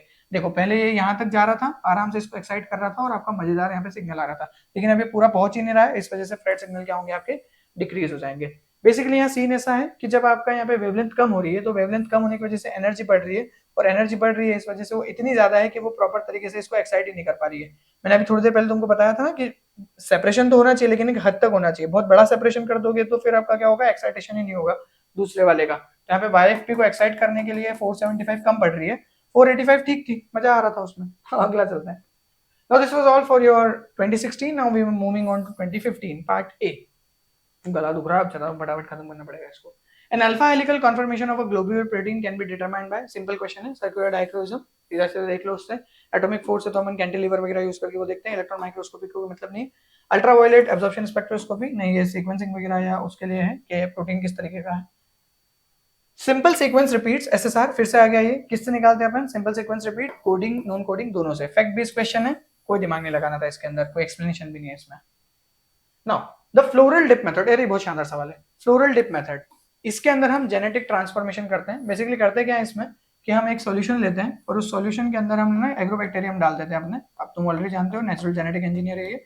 फिर हम क्या करते हैं, जैसे कि कुछ भी जिस भी प्लांट में हमको जेनेटिक ट्रांसफॉर्मेशन करवाना है, उसको इसके अंदर डिप करते हैं, उसके जो फ्लोरल बर्ड्स होते हैं, और इसीलिए इसका जो फ्लोरल बर्ड होते हैं फिर वो इसके अंदर ट्रांसफॉर्म होते हैं और उसके बाद में हम उसको ग्रो करवाते हैं प्लांट को, और हम जेनेटिक ट्रांसफॉर्मेशन इस तरीके से करवाते हैं। That is known as floral dip. Next, rate of centrifugation of a particle in a centrifugation is increased by, अभी अभी बताया था RCF जो है उसको अगर बढ़ाना है तो RPM बढ़ा सकते हो स्क्वायर से, तो आपका सेंट्रीफ्यूगेशन भी बढ़ जाएगा। वो ये तेज घुमाओगे तो ज्यादा जोर से पत्थर जाएगा तो सीधा होता जाएगा आपका, जैसे घुमाते ना centrifugation. Next, in a batch process of solvent extraction, higher percentage of extraction is ensured when the whole solvent for extraction is added। आपको solvent extraction करना है, तो आपके पास में एक वेजल है जिसके अंदर आपने एक सॉल्वेंट डाल रखा है। फिर आपने इसके अंदर क्या है, ये जो सॉल्वेंट है ये आपका फीड है, ये फीड है। इसमें से आपको कुछ चीज बाहर निकालनी है, तो आपने इसके अंदर सॉल्वेंट 2 डाल रखा है, और वो सॉल्वेंट के अंदर इसमें से जो चीज आपको बाहर निकालनी है वो ज्यादा अच्छे से मिक्स हो पाएगी। तो आपसे पूछा जा रहा है कि होल सॉल्वेंट जो है एक्सट्रैक्शन के लिए वो एक साथ डाल दे अपन, या एक एक थोड़ा थोड़ा थोड़ा थोड़ा करके डालें। तो ऑब्वियसली अगर एक बार में पूरा डाल दोगे तो शुरू में तो बहुत सारी यील्ड आ जाएगी, लेकिन फिर वो खत्म हो जाएगा। इसका बेस्ट तरीका ये है कि आप 3 बार भी डालोगे तो अच्छा रिजल्ट आपको मिल जाएगा, लेकिन यहाँ पे 4 टाइम्स भी दे रखा है इक्वल वॉल्यूम में, तो इसके ऊपर जाएंगे अपन कि 4 बार थोड़ा थोड़ा थोड़ा थोड़ा करके डालते जाओ, और इस वजह से आपका सेटअप होगा। उल्टा भी कर सकते हो इसमें, आप सॉल्वेंट आप नीचे रख लो और फीड धीरे धीरे करके डालते जाओ, ये भी एक तरीका है ना। चलो आगे बढ़ते हैं। Now which one of the following is true during the separation of biomolecule by reverse phase, बहुत बार पढ़ा दिया रिवर्स फेज। इसके अंदर आपकी स्टेशनरी फेज जो होती है वो नॉन पोलर होती है, और मोबाइल फेज जो होती है वो पोलर होती है, और ये यूज करना है तुमको। Stationary phase is less polar than the mobile phase. बहुत सिंपल क्वेश्चन था ये। पार्ट ए के क्वेश्चन सिंपल है वैसे। In ultra centrifugation identify which one of the following relation between the, sorry ultra centrifugation नहीं, अल्ट्रा फिल्ट्रेशन है ये। In ultra filtration TMP trans membrane pressure और फ्लक्स के बीच में क्या सेटअप होता है। अगेन चाय वाला एग्जांपल लेते हैं। चाय छान रहे हो तुमने चाय छानी तो चाय धीरे धीरे धीरे नीचे जा रही है। अगर तुम उसके ऊपर चम्मच रख के फट से दबाते हो तो बहुत सारा चाय एकदम से नीचे आ जाती है जो चाय पत्ती के अंदर रहती है। That is the point. Flux का मतलब है कितना वो नीचे फिल्टर होकर आ रहा है और किस स्पीड से, रेट क्या है उसकी नीचे फिल्टर होकर आने की। और TMV जो है ट्रांस मेम्ब्रेन प्रेशर, वो ये बता रहा है कि ऊपर से चम्मच से कितना आप दबा रहे हो। तो ऑब्वियसली अगर हम यहाँ पे बात करें तो वाटर के लिए सारे ऑप्शन, तो यहाँ पे चाय मान लो, जितना ऊपर से प्रेशर लगाओगे उतना तेजी से क्या होगा, नीचे चाय गिरेगी। And that is the simple answer for water. F always increases with TMP, transmembrane pressure. Direct question. Next, which one of the following method is frequently used to create transgenic animals? Transgenic animals में तुम particle bombardment use कर सकते हो, nuclear micro injection use कर सकते हो, fusion भी use कर सकते हो, न्यूक्लियर साइटोप्लाज्मिक ट्रांसप्लांटेशन ये यूजुअली यूज नहीं किया जाता है, बट ऊपर की तीनों यूज कर सकते हो। लेकिन आपसे पूछा गया है फ्रीक्वेंटली, तो सबसे अच्छे जो रिजल्ट देती है आपको माइक्रो इंजेक्शन देती है। इन दोनों के अंदर थोड़ी सी कमी है कि ये हर बार सक्सेसफुल हो इसकी कोई गारंटी नहीं है। माइक्रो इंजेक्शन के सक्सेसफुल होने के चांसेस ज्यादा होते हैं, इसलिए वो ज्यादा यूज की भी जाती है। आगे, in mass spectroscopy the quadrupole mass filter does which of the following. तो भाई साहब देखो, पहली चीज तो समझो कि क्वाड्रुपोल फिल्टर करता क्या है। तो क्वाड्रुपोल फिल्टर में हम इस तरीके से 4 रॉड लगाते हैं क्वाड्रुपोल की, एक पीछे लगा दी मैंने, एक इसके आगे बना दे रहा हूँ यहाँ पे। ऐसे बनाऊंगा समझ में नहीं आएगा, तुम ऐसे समझो, ये पहली, ये दूसरी, ये तीसरी और एक चौथी यहाँ पे भी लगी हुई है। हम यहाँ पे क्या करते हैं, जो भी हमारे एक्साइटेड इलेक्ट्रॉन ये होते हैं, आयंस होते हैं, इन आयंस को हम यहाँ से भेजते हैं, स्टार्ट होता है यहाँ से आयंस, और जो भी इस क्वाड्रुपोल के फ्रीक्वेंसी के साथ में मैच होता है वो बाहर जाता है और डिटेक्टर में देख लिया जाता है। एक एक रोड ऊपर भी है, यहाँ पे ऊपर भी है, यहाँ पे एक रोड। और जो नहीं होता है, जो आपका प्रॉपर रेजोनेट नहीं करता है इस क्वाड्रुपोल फिल्टर के साथ में, तो वो क्या होता है, टकरा जाता है और वो यहीं पे रह जाता है, वो डिटेक्ट नहीं होता है। तो क्वाड्रुपोल जो है ये it make possible the detection of 4 time larger ions, नहीं ऐसा कुछ भी नहीं है। It specifically filter out those complex ion that have 2 positive 2 negative charge, नहीं ऐसा भी नहीं है। It specifically allows ions with 2 positive and 2 negative charges and block the rest, नहीं। It allows only those ion which have a specific mass to charge ratio to pass through, या that is the point. तो जो निकल गया है उसका मास to charge ratio वो था जिसके लिए हमने ये फिल्टर लगाया था, और बाकी जो आयंस है उनको हमने इधर ही लगा दिया क्योंकि वो हमारे काम के थे नहीं। ठीक है, next one. Now we are moving on to part B, the last section for today's video. The first question. Which one of the following technique is suitable for the large scale purification of isozyme that are differing from each other by single positive charged amino acid? Okay. Single positive charged amino acid, इसका मतलब सब कुछ एक जैसा, सिर्फ एक single positive charge amino acid अलग है। जेल फिल्ट्रेशन सब कुछ एक जैसा तो नहीं काम करेगी, नेटिव पेज कोई काम नहीं करेगी, एनालिटिकल कोई काम नहीं करेगी, क्रोमेटोफोकसिंग बहुत डिटेल में पढ़ाई है, एक बार चेक कर लेना पिछले वीडियोस में। नेक्स्ट, डीएनए फिंगरप्रिंटिंग वीएनडीआर बेस्ड, कुछ समझाने की जरूरत नहीं है, एलेक्स जेफरी अंकल, आगे बढ़ो। जू ब्लॉट, नाउ जू ब्लॉट बेसिकली क्या टेक्निक होती है, जिसमें हम क्या करते हैं, डीएनए सीक्वेंसेस लेते हैं अलग अलग एनिमल स्पीशीज की और उनको देखते हैं ताकि सिमिलैरिटीज कितनी उनके अंदर ये पता कर दी जा सके, और सिमिलैरिटीज पता करके हम क्या करने की कोशिश करते हैं, सिमिलैरिटीज पता करके हम इवोल्यूशनरी कंजर्व्ड सीक्वेंस देखने की कोशिश करते हैं, इवोल्यूशनरी कंजर्व्ड सीक्वेंस देखने की कोशिश करते हैं। इससे क्या फायदा होता है हमको, इससे हमको पता चलता है कि अच्छा ये प्रोटीन्स जो हमारे लिए इवॉल्व नहीं हुए हैं, इसका मतलब ये बहुत ज्यादा क्या है, इंपॉर्टेंट है। 4 ऐसे प्रोटीन्स के नाम लिख के बताओ मेरे को जो इवोल्यूशनरी कंजर्व्ड है, इनके बिना जिंदा नहीं रहा जा सकता। चलो, सो या that is the case, are conserved between species, इसको देखने के लिए यूज किया जाता है, DNA sequence that are conserved between species. Next, which one of the following statement correctly describe the sequential steps in the cDNA cloning? Reverse transcription of mRNA, second strand synthesis, cDNA modification, ligation to vector, ये पहला option है। उसके अलावा आपके बाद में क्या दे रखा है, तो पहले आपको क्या, एमआरएनए प्रिपरेशन, एमआरएनए तो ऑलरेडी रहता है, सीडीएनए में क्या रहता है, रिवर्स ट्रांसक्रिप्शन करो, सेकंड स्ट्रैंड सिंथेसाइज करो, सीडीएनए एंड का मॉडिफिकेशन करो, और मॉडिफिकेशन करने के बाद वेक्टर में डाल दो। एमआरएनए का प्रिपरेशन करो, फिर सीडीएनए सिंथेसिस करो, रिवर्स ट्रांसक्रिप्शन के थ्रू सेकंड स्ट्रैंड सिंथेसिस करो using terminal transferase, ligation to vector. MRNA prepare नहीं करना होता, ऑलरेडी रहता है। mRNA synthesis using RNA polymerase, reverse transcription, second strand synthesis, ligation to vector, double stranded cDNA synthesis, restriction enzyme digestion, addition of linker, ligation to vector। ठीक है, so basically यहाँ पे जो सबसे बेहतर लग रहा है मेरे हिसाब से वो फर्स्ट स्टेटमेंट होना चाहिए, वो ज्यादा कॉम्प्लेक्स नहीं है ना। Next question, salting out of the protein resultant, अभी अभी बात की थी अपन ने, सॉल्टिंग आउट क्या होता है, डेल्टा जी नेगेटिव प्रोसीजर है, जो डायलिसिस वाला प्रोसीजर है वो यही वाला है, salting out. Next, rate of centrifugal sedimentation, वापस आ गया क्वेश्चन, अभी बात की थी इसके ऊपर, ये रहा आपका कि भाई साहब ये क्या है, ये स्क्वायर फंक्शन है विद रिस्पेक्ट टू आरपीएम, अभी बात की थी रेट ऑफ सेंट्रीफ्यूगल सेडिमेंटेशन क्या है, RCF is equals to R into RPM square, 1.118 लगा लेना भैया, याद रखना है, फॉर्मूला इंपॉर्टेंट है। अगला, fluorescence microscopy is based on the ability of certain molecules to what, to absorb one thing and emit another. So भैया हमेशा जो आपका एब्जॉर्प्शन होगा वो शॉर्टर वेवलेंथ पे होगा, और जो इमिशन होगा वो हमेशा लॉन्गर वेवलेंथ पे होगा, कृपया ध्यान रखें इस चीज का, अच्छा सवाल बनता है इसके ऊपर। नेक्स्ट क्वेश्चन, बस खत्म, अरे बाप रे मजेदार। सो भाई साहब अगला पार्ट अपन कल डिस्कस करेंगे, मॉलिक्यूलर बायोलॉजी पार्ट 1, मजा आएगा इसमें भी। बहुत बहुत धन्यवाद आपका इसके लिए, देखने के लिए इतना सारा। सो मिलते हैं कल मॉलिक्यूलर बायोलॉजी के साथ में, प्लीज टेस्ट दो, अच्छे से काम करो, और बाकी अच्छे से करते रहो, जो भी लगती है जरूरत बताओ, I try my best to do it, है ना। और एमपीसेट के फॉर्म्स आ गए हैं नए, कोर्स भी चालू हो रहा है अभी नेक्स्ट मंथ से, तो अगर उसके लिए कुछ रिक्वायरमेंट हो तो वो भी देख लेना। Okay, good night, take care, bye bye.